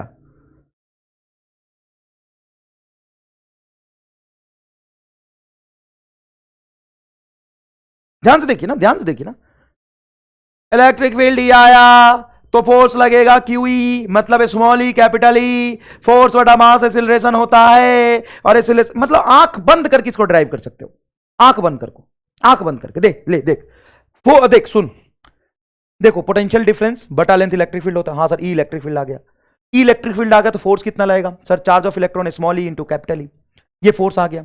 फोर्स बटा मास एक्सीलरेशन होता है स्मॉल ई कैपिटल ई बटा मास, एक्सीलरेशन आ गया। एक्सीलरेशन को टाइम से मल्टीप्लाई कर देंगे तो स्मॉल ई कैपिटल ई बटा मास इंटू टाउ, ये ड्रिफ्ट वेलोसिटी आ गया। सर लेकिन ये जो ड्रिफ्ट वेलोसिटी आया है, ध्यान सुनिएगा, इसको आपने एक्सीलरेशन कांस्टेंट मान के निकाल लिया है। आपने ऐसा नहीं लिखा कि आपने first equation of motion use किया हुआ है। मेरा कलम ही गिर गया, कोई बात नहीं, कलम गिर गया तो हाथ तो है। हाँ बेटा, first equation of motion use किया है। क्या होता है first equation of motion? Sir v बराबर u plus at। Initial velocity क्या है? इनिशियल वेलोसिटी जीरो है, क्योंकि रैंडम मोशन था पहले, तो इनिशियल वेलोसिटी जीरो। और एक्सीलरेशन कांस्टेंट कितना है? फोर्स बटा मास। फोर्स कितना है? स्मॉल ई कैपिटल ई बटा मास m इंटू टाउ। ये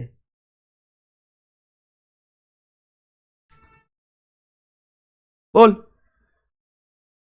ले बता, ले ना, यही तो फर्स्ट इक्वेशन मोशन, ये जीरो था, small E capital E M बटा टाउ, ये ड्रिफ्ट वेलोसिटी आ गया। बात करता है, मतलब ही नहीं कुछ इसमें।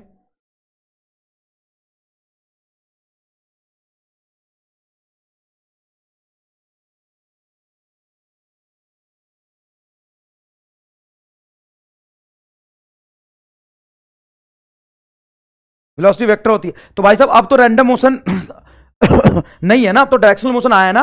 अब रैंडम के साथ साथ डायरेक्शन भी है। अच्छा, एक बढ़िया चीज बताया यार तुमने, एक बढ़िया चीज बताया तुमने ये बोला, कुछ बोला पता नहीं क्या बोला, लेकिन उससे मुझे एक चीज क्लिक किया। सुनना, जब इलेक्ट्रिक फील्ड नहीं लगाया था, बैटरी नहीं लगाया था, बैटरी जब हमने नहीं लगाया था तब क्या हो रहा था? तो सर जब आपने बैटरी नहीं लगाया था तो रैंडम मोशन था, ठीक है। जब बैटरी लगाया तो क्या हुआ? सर जब बैटरी लगाया तो रैंडम प्लस डायरेक्शन दोनों चीजें इनबिल्ट हुई। उसमें से रैंडम वाला पार्ट हटा दो, डायरेक्शनल वाला पार्ट रख लो, क्योंकि डायरेक्शनल मोशन से करंट फ्लो करता है। क्या बात क्लिक करी यार। इसलिए कहते हैं कि live classes little bit important, little bit, not much, little bit. अब बोल भाई साहब, अब तो मुझे भी आ गया, तू तो छोड़, अब तो मुझे भी आ गया कि पहले जब बैटरी नहीं था तो सिर्फ रैंडम मोशन था, एक इलेक्ट्रॉन का मोशन इधर था, किसी का नीचे था, किसी का ऊपर था, किसी का आगे था। अब जब बैटरी लगाया तो रैंडम वाला खत्म थोड़ी ना हो जाएगा, रैंडम तो रहेगा है, क्योंकि उसकी स्पीड बहुत हाई थी, तो कहीं पहुंचना चाह रहा था यहां पे। अब सीधा यहां पे ना पहुंच के वो किसी यहां पे पहुंचा। तो ये वाली जो चीज थी ये रैंडम वाली थी, और इसमें रैंडम और डायरेक्शनल दोनों था। तो डायरेक्शनल वाला बस मुझे रखना है, क्योंकि करंट सिर्फ डायरेक्शन वाले की वजह से बहता है बस।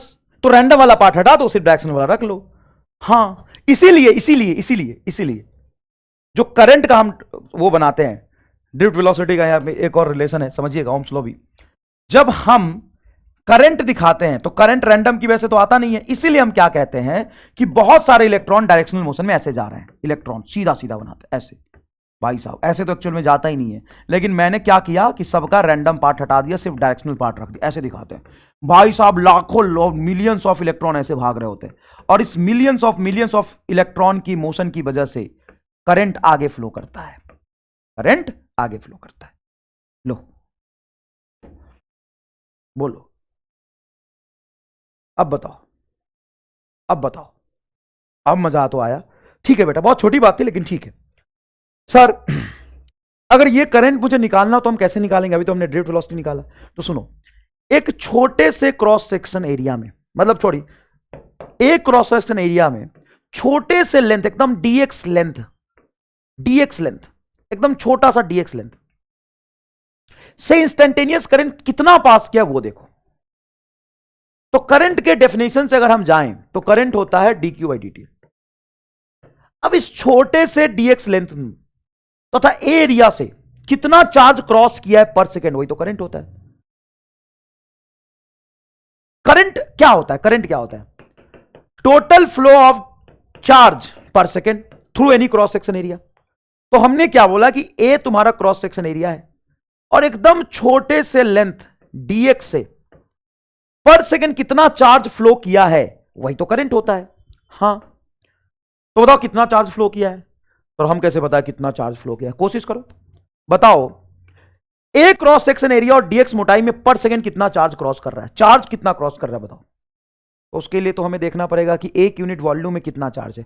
एक यूनिट वॉल्यूम में चार्ज है एन, सॉरी एक यूनिट वॉल्यूम में total number of charge career है एन, तो टोटल चार्ज कितना हो जाएगा एन। ये टोटल चार्ज है एक यूनिट वॉल्यूम का। तो इस वॉल्यूम से कितना चार्ज फ्लो किया, इस वॉल्यूम से चार्ज फ्लो करेगा एक यूनिट वॉल्यूम से फ्लो करने वाला चार्ज इंटू इसका वॉल्यूम ए इंटू डीएक्स। हाँ, ये तो ठीक बा हो। तो रख दे यहां पे क्यू को रखोगे N E A into D x, जो कांस्टेंट है उसको रखो, बाकी चीज को बाहर निकाल लो। तो आई बराबर एन बाहर, ई बाहर, ए बाहर, डीएक्स बाई डी टी। और डीएक्स बाई डी टी तूने कौन सा लेंथ लिया है? सर इफेक्टिव लेंथ लिया है, पीछे वाला इफेक्टिव लेंथ लिया है, सिर्फ पीछे वाला डीएक्स। तो डीएक्स बाई डी टी क्या हो जाएगा बताओ? Sir D X by D T तो वेलोसिटी हो जाएगा। कौन सी? सर डायरेक्शनल वाली। तो डायरेक्शनल वाली को ड्रिफ्ट वेलोसिटी कहते हैं। N E A V D, I बराबर N E A V D, N E A into D X. Very good बेटा नेहा विश्वकर्मा, बहुत बढ़िया, सैल्यूट है बेटा तुम्हें। बहुत सारे बच्चे बता रहे हैं, सोमन्या, दीपक, रोहन, बहुत बढ़िया, राजीव अली, बहुत बढ़िया बेटा ना, रजाब अली। तो भाई साहब यहां से जो करंट फ्लो करी है वो करिए N E A V D. I बराबर, जहां पे एन है number of charge carrier per unit volume, total number of charge carrier per unit volume, number of charge, charge नहीं number of charge carrier per unit volume, number of charge carrier per unit volume. E है charge of electron, A है cross section area, और V D drift velocity. Okay okay okay, आया कि नहीं आया? आया, अरे आया, हाँ आ गया। मिटा नहीं रहा, पीछे पेज पे है वो, मैंने कॉपी किया, इसको किया है ना, देख लेता हूं एक बार, किया है। ठीक है सर, तो तुम्हें मेन दो इंपॉर्टेंट फॉर्मूला यहां पे मिला ड्रिफ्ट वेलोसिटी का। एक मिला बेटा ड्रिफ्ट वेलोसिटी का मैग्नीट्यूड, लिख रहा हूं बस, स्मॉल ई कैपिटल ई बटा एम इंटू टाउ, जहां पे एम मास ऑफ इलेक्ट्रॉन है, एम किसका है? Mass of electron. और आई बराबर एन ई ए वी टी। ये दो इक्वेशन मिले आपको, बहुत इंपॉर्टेंट। अब इन दोनों इक्वेशन से अगर ड्रिफ्ट वेलोसिटी निकाल के मैं इक्वल कर दूं तो? फिर क्यों करोगे? मेरी मन है, कुछ देखना चाहता हूं मैं, कर दूं। चलो, इन दोनों इक्वेशन में से ड्रिफ्ट वेलोसिटी निकाल के मैं इक्वल कर देता हूं। तो बताओ यहां से ड्रिफ्ट वेलोसिटी क्या है? सर आई बटा एन ई ए। यहां से ड्रिफ्ट वेलोसिटी क्या है? स्मॉल ई कैपिटल ई टाउ बटा एम। ओके, बहुत इजी, कोई खास बात नहीं। आई को रहने दो, नहीं, ई को रहने दो, बाकी टर्म को इधर ले आओ। तो ई को छोड़ के बाकी टर्म को इधर ले आओ, तो क्या बनेगा? एम आई का होता है बे, M into current of electron, mass of electron है, एम इंटू आई बटा N E square A into tau. Done, ठीक है। ई क्या है? Electric field. लेकिन जनरली आपको इलेक्ट्रिक फील्ड थोड़ी ना बताया जाता है, आपको क्या बताया जाता है? बैटरी का पोटेंशियल। हाँ, सीधा ये चैप्टर देखिए, करंट इलेक्ट्रिसिटी में पिछले चैप्टर का कोई रिलेशन नहीं है। देखिए, करंट इलेक्ट्रिसिटी देखने के लिए पिछला चैप्टर देखना जरूरी नहीं है। देखिए, चलिए, हाँ, पिछले चैप्टर का बैकलॉग कवर कर लीजिएगा। चलिए देखिए, स्पैम किए जा रहे हो, देखो। तो सर ई को हम वी बाई एल लिख सकते हैं क्या? हाँ, ई को आप वी बाई एल लिख सकते हैं, पोटेंशियल अपॉन लेंथ। तो वी और एल को भी उधर ले जाते हैं। तो क्या खेल रहे हो? चिंता मत कर, ऐसा खेल सिखाऊंगा ना, मजा आ जाएगा खेल के। एम एल आई बता, अरे वी को लिख, ई को लिख सकते हैं हम वी बाई एल। तो वी बाई एल लिखा, एल को उधर ले दिया, वी को रहने दिया, बटा N E square A tau, N E square A tau. ये आ गया तुम्हारी वी की वैल्यू। हाँ, ये आ गया वी की वैल्यू। तो क्या तुम्हें पता है, ये एक नियम है, एक लॉ है, एक कानून है। कौन सा लॉ है, कौन सा नियम है, कौन सा कानून है? बताओ, क्या तुमने कभी देखा है? ये एक लॉ है। कौन सा लॉ है ये बताओ? आर के चटर्जी ने बात पकड़ लिया, रिक चटर्जी, आर आई के। This is nothing but Ohm's law. क्या बात कर रहे हो? ये लिखा तो है ओम्स लॉ। अच्छा, ये लिखा है वो वही है, हाँ, लेकिन ये फर्क, ये सिंपल ओम्स लॉ नहीं है, ये ओम्स लॉ का माइक्रोस्कोपिक फॉर्म है, छोटा वाला एकदम। और ये पूछते हैं एग्जाम में, microscopic form of Ohm's law बताइए, माइक्रोस्कोपिक। तो भाई साहब, यही तो ओम लॉ चचा ने दिया था। तो आपके फैमिली में एक नए चचा का फिर से स्वागत है, और इनका नाम है ओम चचा, ओम्स चचा। तो ओम्स चचा का लॉ है ये, ओम्स चचा का लॉ है ये। ओम्स चचा कहते हैं कि V बराबर एम एल आई बटा N A square A tau होता है। ये माइक्रोस्कोपिक फॉर्म है, तो सर इसका मैक्रोस्कोपिक क्या हो जाएगा? ओम चाचा कहते हैं कि किसी भी कंडक्टर से जब करंट फ्लो करता है तो उनके दोनों एंड के क्रॉस जो पोटेंशियल ड्रॉप होता है V, वो होता है IR के बराबर। तो सर ये बचा हुआ क्या था? वही तो R था। ये बचा हुआ चीज ही तो R है दादा। ये कंडक्टर की रेसिस्टेंस ही यही तो आती है। तो सर कंडक्टर का रेसिस्टेंस ये होता है R बराबर ml बटा NE square A into tau. अरे टाउ भी ले बे, टाउ भी आई को छोड़ के जो बचा है वो पूरा का पूरा V प्रोपोर्शनल टू आई, जो बचा वो R। ये तुम्हारा रेजिस्टेंस होता है। सर रेजिस्टेंस किसी भी कंडक्टर का किन बातों पे डिपेंड करता है? किसी भी कंडक्टर का जो रेजिस्टेंस होता है वो मास of electron, length of conductor, कितना नंबर ऑफ चार्ज कैरियर है, चार्ज ऑफ इलेक्ट्रॉन का स्क्वायर, उसका एरिया और रिलैक्सेशन टाइम पे डिपेंड करता है। तो सर एक बात बताओ, चाहे कंडक्टर कोई सा भी ले, मास ऑफ इलेक्ट्रॉन तो उसमें वही रहेगा। हाँ मतलब देखो कंडक्टर, मेरे कहने का मतलब है कि मान लो तुम कॉपर लेते हो, तो कॉपर चाहे कैसा भी लो, उसके अंदर इलेक्ट्रॉन का मास तो वही रहेगा। नंबर ऑफ चार्ज कैरियर या charge of electron, cross relaxation time तो वही रहेगा। हाँ बदलेगा क्या? लेंथ और एरिया अलग अलग हो सकता है कॉपर की बात करें तो ये तुम्हारे किसी क्रिस्टल के नेचर को रिप्रेजेंट कर रहा। किसको रिप्रेजेंट करा रहा है ये? क्रिस्टल के नेचर को, nature of conductor, nature of conductor. बाकी कंडक्टर का इंटरनल पैरामीटर और ये एक्सटर्नल है। ये क्या है? इंटरनल, और ये एक्सटर्नल। लेंथ कितना होगा, एरिया कितना होगा, ये अलग है। तो यहां से आप देख सकते हैं कि R इज इक्वल टू होता है रो एल बाई ए, ये आपने पढ़ा था। हाँ R बराबर रो एल बाई ए होता है। तो बचा हुआ टर्म ही तो आपका रो था, क्या था? ml बटा NE स्क्वायर टाउ। हाँ बचा हुआ ml बटा NE स्क्वायर टाउ था। अच्छा एक बात बताओ कि ये रो है, रो क्या होता है? रेसिस्टिविटी। ये मैं फिर से फील कराऊंगा, बहुत अच्छे समझाऊंगा। रेसिस्टिविटी, चिंता मत करना बेटा। रेसिस्टेंस के फॉर्मूले को हम लिखते हैं रो एल बाई ए, जहां पे रो क्या होता है? रेसिस्टिविटी। तो सर हमने सुना है कि जो कंडक्टिविटी हम डिफाइन करते हैं, conductivity is nothing but inverse of resistivity होता है।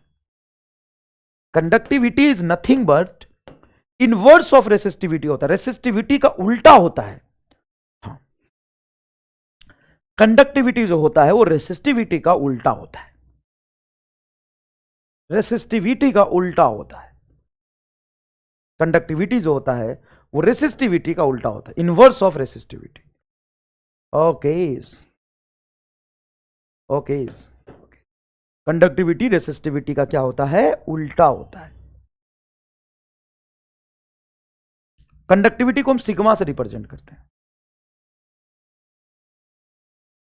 देखो रेसिस्टिविटी मतलब रोकने की क्षमता और कंडक्टिविटी मतलब फ्लो कराने की क्षमता। तो किसी भी कंडक्टर में चार्ज के लिए कितना फ्लो कर सकता है? उल्टा होता है। सही बात है, प्रिंटिंग मिस्टेक है कहीं, एल होगा ना, देख लेते हैं। ml बटा NE स्क्वायर टाउ, रेसिस्टिविटी सही तो लिखा है, रो एल बटा ए।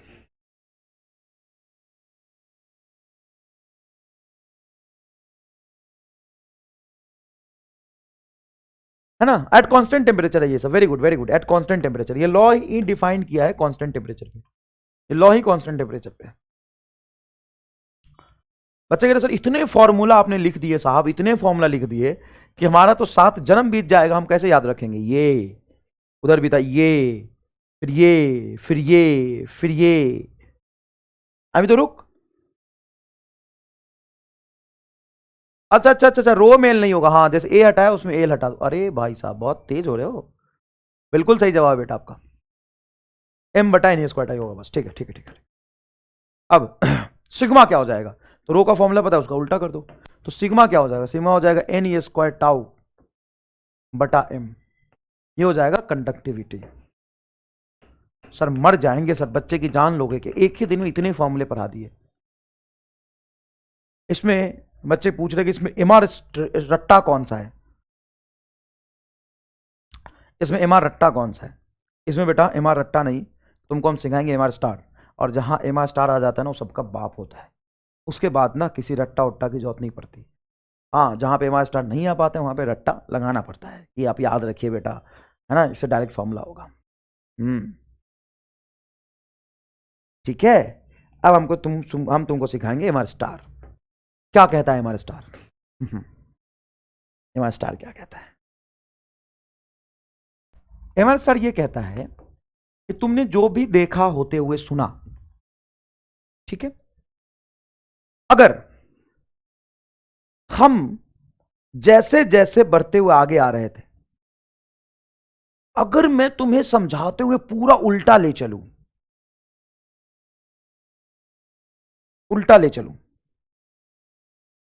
तो कैसा मजा आएगा बताओ? उल्टा ले चलूं तो कैसा मजा आएगा बोलो? सर क्या कर रहे हो, अभी आगे जाने में तुम्हारी फटी थी, अब कह रहे हो कि उल्टा चलो। अब मैं सारा फॉर्मूला उल्टा ड्राइव करूंगा, सीधा उल्टा, हर एक फॉर्मूला उल्टा ड्राइव कर दूंगा। इससे चीजें मुश्किल नहीं होगी, इससे चीजें तुम्हें याद रहेगी अनंत काल तक। आओ शुरू करते हैं खेल, आओ आओ। तो सिग्मा इज इक्वल टू, आपने क्या पढ़ा था? N E square tau by M. क्यों, यही क्यों पढ़ा था हम आपको बताएंगे। हम पीछे का कोई भी यूज नहीं करेंगे, हम आपको पूरा उल्टा ले जाएंगे। पूरा मतलब पूरा, हम पीछे का कुछ भी यूज नहीं करेंगे, हम आपको पूरा उल्टा ले जाएंगे। देखिए बेटा, कंडक्टिविटी मतलब किसी भी कंडक्टर से कितना ज्यादा करंट फ्लो कर सकता है या इसके फ्लो कराने की क्षमता कितनी है, उसको हम कहते हैं कंडक्टिविटी। तो आपको पता है कि कंडक्टिविटी उतनी ज्यादा होगी जितने ज्यादा नंबर ऑफ चार्ज के होंगे, हाँ या ना? मान ले कंडक्टर है जिसमें 2 इलेक्ट्रॉन है और एक कंडक्टर है जिसमें 2 लाख इलेक्ट्रॉन है। किसकी कंडक्टिविटी ज्यादा होगी? जिसमें नंबर ऑफ इलेक्ट्रॉन ज्यादा है, तो must be number of electron. अच्छा एक बात बताओ, मान लो चार्ज कैरियर की चार्ज ई है और दूसरा एक और चार्ज कैरियर लिया जिसकी चार्ज E/2 है, तो किसकी कंडक्टिविटी ज्यादा होगी? जिसका चार्ज ज्यादा उस पर फोर्स ज्यादा, जिस पे फोर्स ज्यादा उस पे एक्सीलरेशन ज्यादा, उसकी ड्रिफ्ट वेलोसिटी ज्यादा, वो ज्यादा भागेगा, उससे ज्यादा करंट फ्लो करेगा, मतलब ई के भी प्रोपोर्शनल। और मैथमेटिकली देखते तो ये स्क्वायर के प्रोपोर्शनल। और कंडक्टिविटी मास के इनवर्सली प्रोपोर्शनल। सर मास के इनवर्सली प्रोपोर्शनल क्यों? अब मान ले ये मोटी पिंकी है, ये मोटी पिंकी है और ये एकदम ही फिट एंड फाइन रामलाल है। अब मैं बोलूं भाग दोनों को, भाग, तो भाई साहब रामलाल तूफान की तरह भाग जाएगा, पता नहीं चलेगा 1 2 में 4 में कहां चला गया, 1 2 4 हो जाएगा।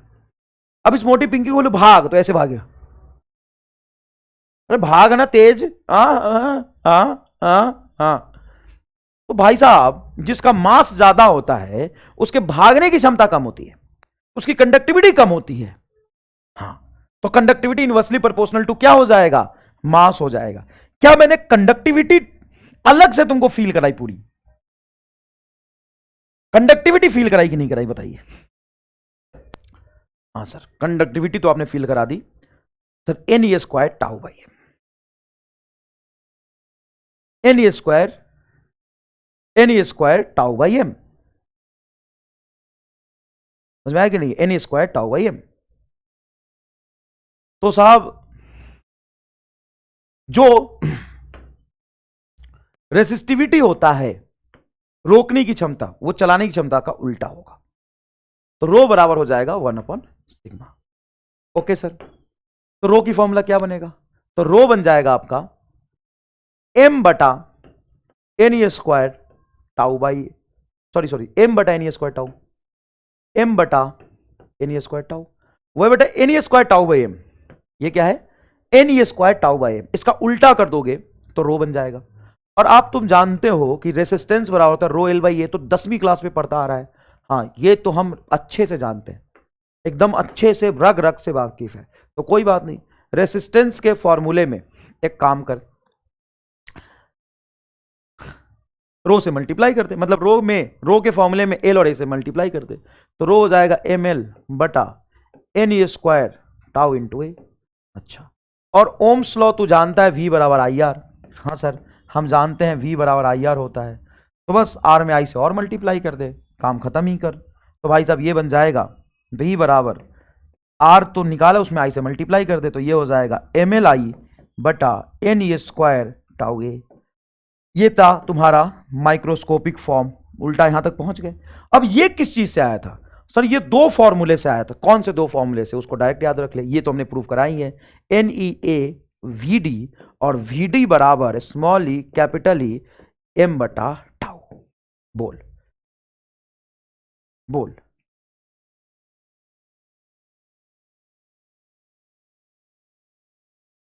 बता सर, आप लड़कियों से नफरत क्यों करते हो? अच्छा, और जो सवाल पूछता हूँ उस सवाल में सब में पिंकी जीत रही है। जो इंस्टाग्राम पे सवाल मैं रोज डालता हूँ उस पर पिंकी जीत रही है सब सवाल में। रामलाल रोज हारता है, तो रामलाल ने तो कुछ नहीं कहा कि सर हर सवाल में पिंकी ही क्यों जीतती है। हाँ? और यहाँ थोड़ी बेच मतलब लड़कियां कितनी सेंसिटिविटी होती है, सेंसिटिव होती है। सेंसिटिविटी नहीं।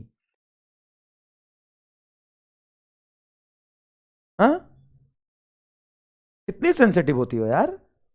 हाँ, कई बच्चे कह रहे थे कि सारे सवाल में रामलाल हार ही जाता है, पिंकी जीत जाती है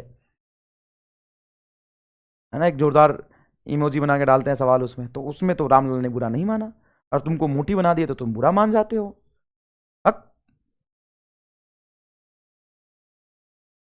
ये बता, ये जोरदार चमका कि नहीं? क्या सारा फॉर्मूला एक ही जगह आ गया? अब ये भी नहीं समझ रहा है तो कैसे समझेगा? मैं आंख बंद करके सारा फॉर्मूला सीक्वेंस में लिख सकता हूं, एकदम तेजी में, रफ्तार में। देख कैसे, देख।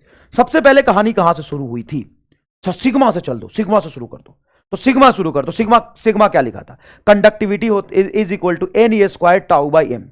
इसका उल्टा कर देंगे तो क्या हो जाएगा? रो हो जाएगा। तो रो बटा होगा एम बटा एन ई स्क्वायर टाउ, और ऊपर चला गया एम। रेसिस्टेंस हो जाता है रो एल बाई ए, तो ये हो जाएगा एम एल बटा N E square tau A. तो वी बराबर हो जाता है आई आर, तो ये हो जाएगा एम एल बटा N E square A into tau. और आई बराबर तू जानता है N E A V D, और वी डी बराबर तू जानता है स्मॉल ई कैपिटल ई बटा एम इंटू टाउ। ले ले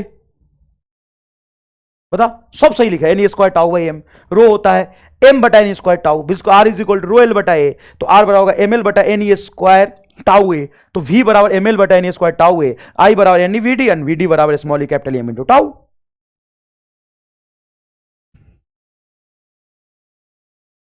किसी चीज को अगर हम दिल से फील करते हैं ना, समझते हैं ना, तो उसकी क्या औकात है जो हमें नहीं आएगा वो?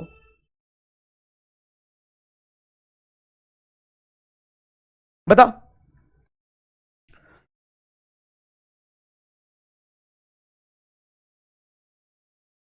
अरे आई छोड़ दिए, हाँ आई छोड़ दिया, कहां छोड़ दिया बेटा? एम एल एन एस ना बोला, आई छोड़ दिया, ले आई लगा। भाई साहब, इसका ध्यान है गलती ढूंढने पे, तो आंख बंद करके इतना लिख दिया, उससे खुश नहीं हुआ तू? आई छोड़ दिए, इससे समस्या आ रही तेरी को। रामलाल, समझ आया अच्छे से? समझ आया अच्छे से? Next is mobility. साहब ये मोबिलिटी क्या होता है? मोबिलिटी, मोबिलिटी होता है drift velocity per unit applied electric field. But this mobility does not depends on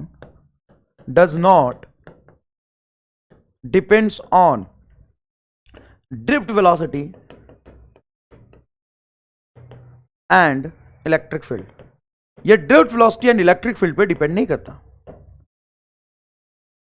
sir ये drift velocity and electric field पे जब डिपेंड ही नहीं करता, तो इसके फॉर्मूले में क्यों आया?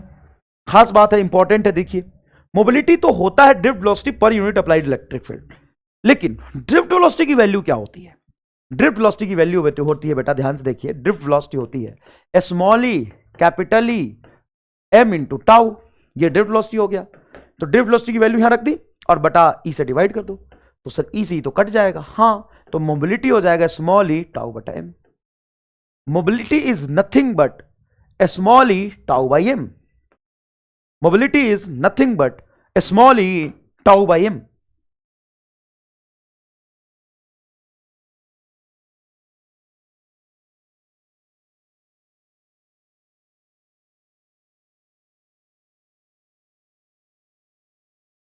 दिल से फिल, बहुत बढ़िया। दिल से फिल विथ गर्दा विजुअलाइजेशन वायर।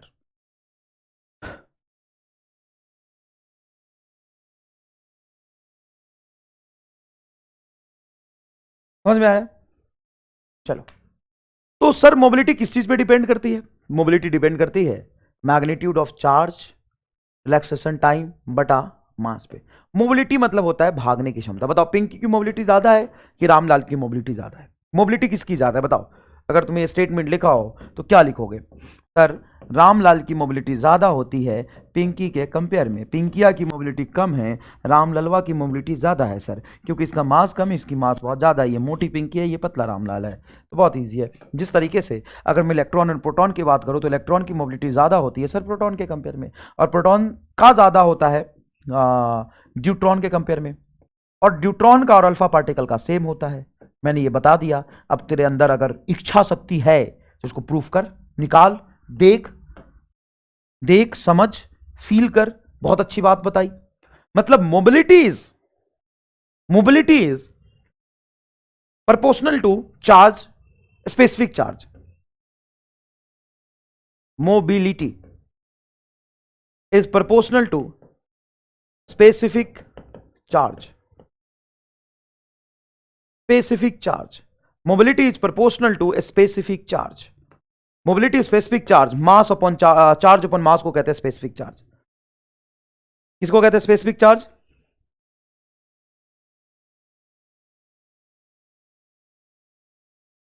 बता। तो चार्ज अपॉन मास को कहते हैं स्पेसिफिक चार्ज। ठीक है, अब इसको प्रूफ कर अगर तेरे अंदर है तो। अब तू एकदम कमजोर है तो बता सर कैसे हुआ? अब करना कैसे हुआ, करके देखना एक बार, मजा आएगा। कैसे हुआ, रोने लग जाता है, कैसे हुआ। आगे देखो,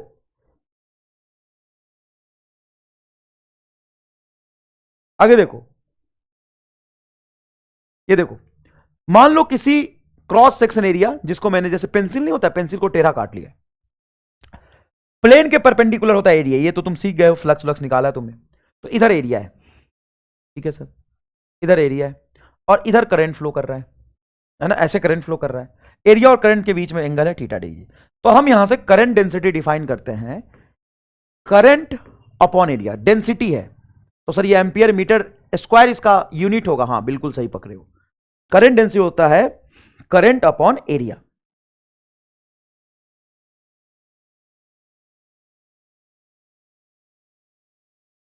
बात ही नहीं कर रहा मैं तुमसे। चल देखिए, करंट डेंसिटी होता है करंट अपॉन एरिया। ठीक है साहब, करंट डेंसिटी होता है करंट अपॉन एरिया। अब मान लो मैं ना ये एरिया बना लूं भाई, ये एरिया बना लो। तो कौन सा एरिया? ये एरिया। और करंट ऐसे फ्लो कर रहा हूं और एरिया इधर हो, तो इस एरिया से कितना करंट फ्लो कर रहा है? सर करंट तो ऐसे फ्लो कर रहा है, इस एरिया से तो करंट ही नहीं फ्लो कर रहा। तो क्या यहां पे करंट डेंसिटी लिख सकते हो? आई बटा ए। नहीं सर ये गलत हो जाएगा इसके लिए। तो यहां पे बहुत ध्यान से देखा जाए, यहां पे बहुत ध्यान से देखा जाए तो आप यहां पे महसूस कर सकते हैं कि सर इसका क्रॉस सेक्शनल एरिया इधर ए है, लेकिन इस पूरे ए से करंट तो बह नहीं रहा है, तो पूरा ए कैसे ले सकते हैं आप? इस एरिया का दो कंपोनेंट होगा, फील करिए, इस एरिया का दो कंपोनेंट, यहां बना लेता हूं, ये आपका ए है, इस ए का दो कंपोनेंट होगा, एक होगा ये और एक होगा ये होगा आपका ए कॉस थीटा और ये होगा आपका ए साइन थीटा। तो करंट कैसे फ्लो कर रहा है सर? ऐसे। तो करंट के पैरेलल जो एरिया है आपका, प्लेन के परपेंडिकुलर एरिया होता है, करंट के जो पैरेलल एरिया, देखो ना ये एरिया वेक्टर है और ये थीटा एंगल लोगे, तो इस ए का जो ये कंपोनेंट होगा ए कॉस थीटा, वो आपके काम का आएगा, है ना? कौन सा आपके काम का आएगा? A cos theta. Current density is equal to होता है आई बटा ए कॉस थीटा। हम वो एरिया लेते हैं जो पैरेलल टू द करंट होता है, पैरेलल टू द करंट होता है। अब ध्यान से आप सोचिए, इसको इतना लिखने की जरूरत नहीं है, आप ए का वो कंपोनेंट लेंगे जो करंट के पैरेलल होगा, बस। अब ध्यान से देखिए सर, अगर हम जे कॉस थीटा को इधर ले जाए तो आई बराबर होगा जे ए कॉस थीटा। किसी भी फॉर्मूले में अगर कॉस थीटा आता हो तो पक्की बात है वो फॉर्मूला कहीं ना कहीं डॉट प्रोडक्ट से बना है। समझ में आया? हाँ सर। तो क्या हम इसको लिख सकते हैं जे वेक्टर डॉट ए वेक्टर? ये तो तभी लिख पाएंगे जब करंट डेंसिटी वेक्टर होता होगा। हाँ बेटा, करंट डेंसिटी एक्चुअल में वेक्टर होता है, करंट डेंसिटी का डायरेक्शन होता है करंट की तरफ, ये ट्रायंगल लॉ ऑफ वेक्टर को फॉलो करता है। क्या बात कर रहा हूं? हाँ, तभी तो दो वेक्टर का डॉट प्रोडक्ट आपका स्केलर करंट आता है। जे डॉट ए बराबर हो जाएगा आपका जे ए कॉस थीटा। ये एक्चुअल में फॉर्मूला होता है, ये वाला, ये आई बराबर जे डॉट ए, जहां पे आपका करंट क्या है? स्केलर है। करंट क्या है? स्केलर है। यहां पे लिख देता हूं, current is scalar, scalar but current density is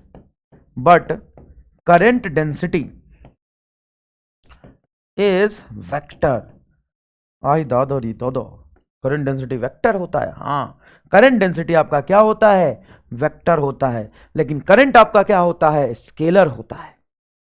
ठीक है, बढ़िया सर, अच्छा लगा ये जान के। आपका करंट का यूनिट आप जानते हैं, करंट डेंसिटी का यूनिट क्या हो जाता है? Ampere per metre square.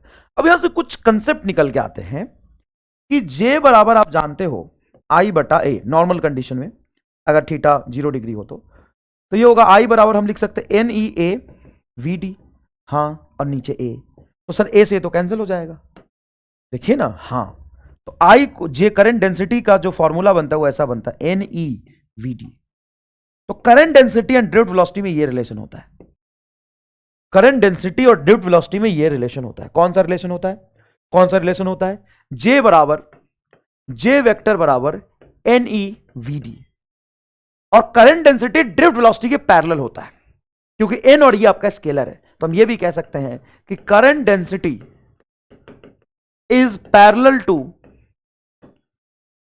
To the drift velocity, drift velocity, current density is parallel to the drift velocity. जिधर करंट डेंसिटी होता है उधर ही ड्रिफ्ट वेलोसिटी होता है।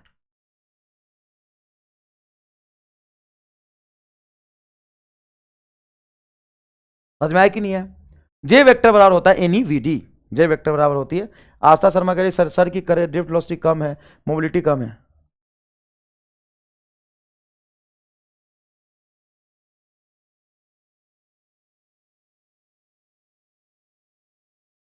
देख इधर कुछ भी बके जा रहे हैं सर। यहां से जे वेक्टर बराबर एन ई वीडी को क्या लिख सकते हैं? सर वीडी को लिख सकते हैं, याद है वीडी का फॉर्मूला? स्मॉल ई कैपिटल ई बटा एम इंटू टाउ। हाँ, तो यहां से देखो एन से एन गुना होगा, हाँ तो ये हो जाएगा एन, सॉरी एन तो रहेगा e square tau by m into electric field. आपको याद है क्या ये कुछ होता है? अरे सारा खेल ही तो यहां से शुरू किया था हमने। ये सिग्मा होता है, तो जे वेक्टर बराबर सिग्मा ई। अरे साहब याद आया सर, हमको 12th क्लास में बोर्ड में मास्टर पढ़ाया था।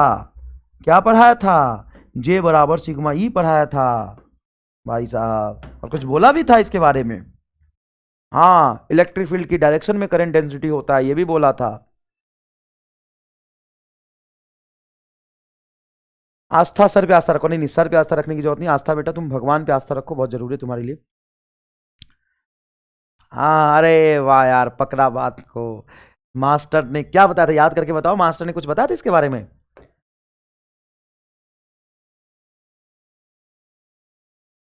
मास्टर इसके बारे में कुछ बताया था? हाँ बताया था, कंडक्टिविटी है बकलोल। जोड़ चमका, मास्टर ने जोड़ चमका बहुत समझाया था। मास्टर ने क्या बताया था इसके बारे में, सब भूल गए।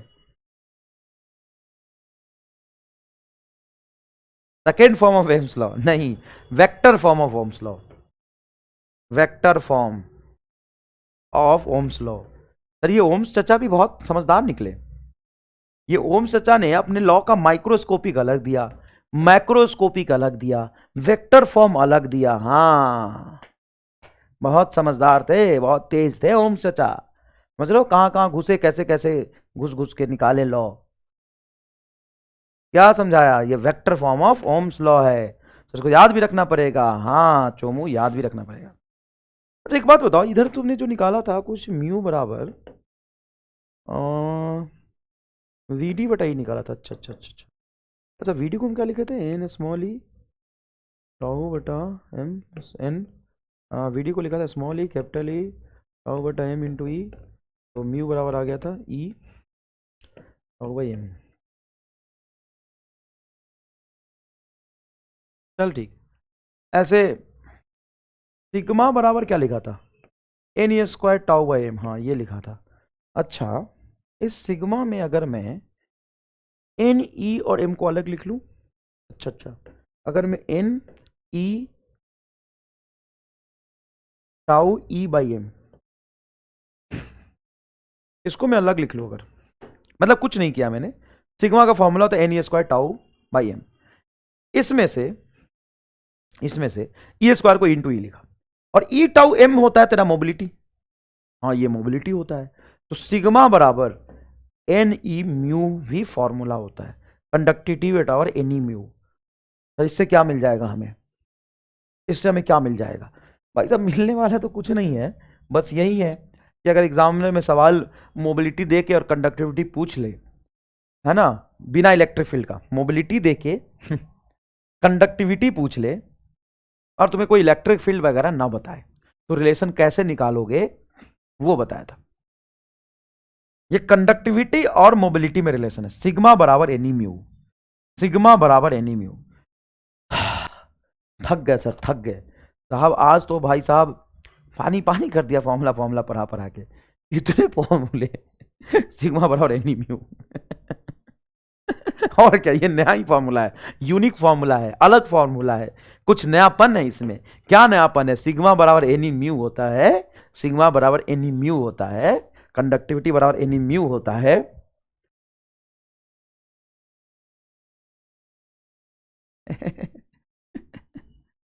ओम्स का माइक्रोस्कोपिक भी पढ़ा, ओम्स का मैक्रो भी पढ़ा, वेक्टर फॉर्म भी पढ़ा, करंट डेंसिटी पढ़ा, मोबिलिटी पढ़ा, करंट डेंसिटी, कंडक्टिविटी पढ़ा, रेसिस्टिविटी पढ़ा,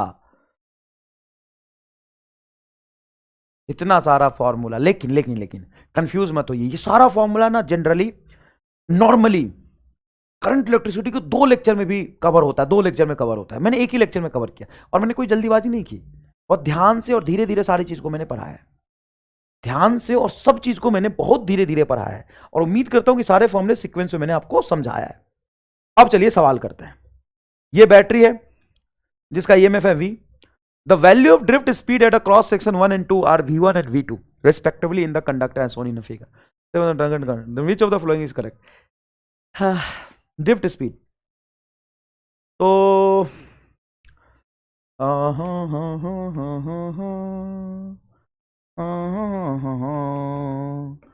एन ये VD, VD is inversely proportional to area। क्यों? क्योंकि I तो हर जगह सेम रहता है, तो जहां एरिया कम वहां पर ड्रिफ्ट स्पीड ज्यादा है। V1 is greater than V2। बहुत ही चोमो टाइप आसान सवाल, बच्चे सी कह रहे हैं, बहुत बढ़िया सब का आंसर सी है। अरे क्या हो गया, आराम से सदमे में तो नहीं चला गया, हैंग हो गया होगा कहीं तेरा दिमाग। रिक चटर्जी का आंसर सी है, सब सी दे रहे हैं, उसी सी कह रही है, उसी बेटा कहो तो मैं छुट्टी दे देता हूं, लेकिन प्रवीण पांडे बेटा भाई साहब सबका आंसर सी है, सी मतलब चोमो।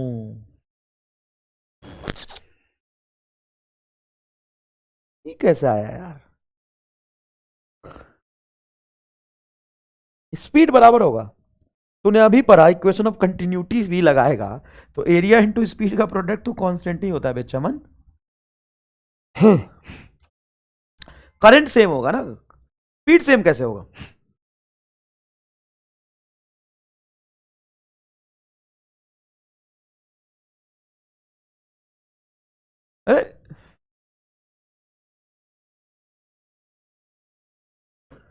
चल, current density J at an area A and इतना, then current through the area is, current density J at an area J इतना, then current through the area is, current बराबर होता है करंट डेंसिटी इनटू एरिया का dot product. तो इनका dot ले ले, 3 दूना 6 और 4 3 12, 12 6 18, 18 सी ले, सी आंसर आ गया, खुश रहे, ले आंसर आ गया, सी आ गया, सी आया, सी भाई साहब, सी आया, सी। बारे of the same material having radius in the ratio 1:2 carry current in the ratio of drift speed. आसान है, आई बराबर N E A V d, 2 wire same material, okay, having radius in the ratio 1:2 carrying current in the ratio 4:1। तो ratio of drift speed, तो drift speed होता है current बटा radius का square, पहले का तो पहले का लिखेंगे, दूसरे का तो दूसरे का लिखेंगे, I2 बटा R2 का स्क्वायर, एरिया मतलब रेडियस का स्क्वायर। 1:2 है आपका करंट का रेशियो, नहीं रेडियस का रेशियो 1:2 है, तो रेडियस कहाँ है R1/R2, तो ये हो जाएगा आपका 1:2 ऊपर, तो 1 × 4 और carry current in the ratio 4:1, तो 16:1 आंसर आएगा। फिर से सी।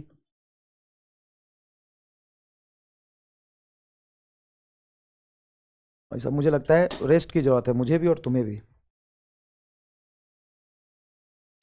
ए आएगा यार। सौरभ अग्रहारी। अब ये दे रहे हैं बच्चे। हाँ मेरे लिखने के बाद तो देंगे। अब ए देंगे भाई साहब बकलोल। अब ए देंगे, पहले नहीं आ रहा था ए, पहले सी आ रहा था, अब ए आ रहा है। अपनी मर्जी से कुछ भी ला देते हैं ये, अपनी मर्जी से कुछ भी ला देते हैं ये। चलिए चलिए, अब रेसिस्टेंस और रेजिस्टेंस के वेरिएशन हम नेक्स्ट क्लास में पढ़ेंगे, अच्छे अच्छे सवाल भी करेंगे, कोई दिक्कत नहीं है। आज की क्लास का यहीं पे सभा समाप्त करते हैं, नेक्स्ट क्लास में मिलते हैं बेटा। बहुत बहुत धन्यवाद। ओह, थक भी गया मैं, सुबह से 2 क्लास ले चुका हूँ मैं, 8 ही बजे से लगातार पढ़ा रहा हूँ आज, 8:30 से। कितना बज गया? 3 बज गया, 6 घंटे हो गए। चलिए कल मिलते हैं रेसिस्टेंस के, और रेसिस्टेंस का टेम्परेचर डिफरेंसी और रेसिस्टिविटी, इन सब पे सवाल करेंगे। चलिए धन्यवाद बहुत बहुत। कल मिलते हैं। तुम्हें तो मजा आया, मेरा हालत खराब हो रहा है। बोला मजा आ गया। हमें हालत खराब हो रहा है, उसका क्या करेंगे?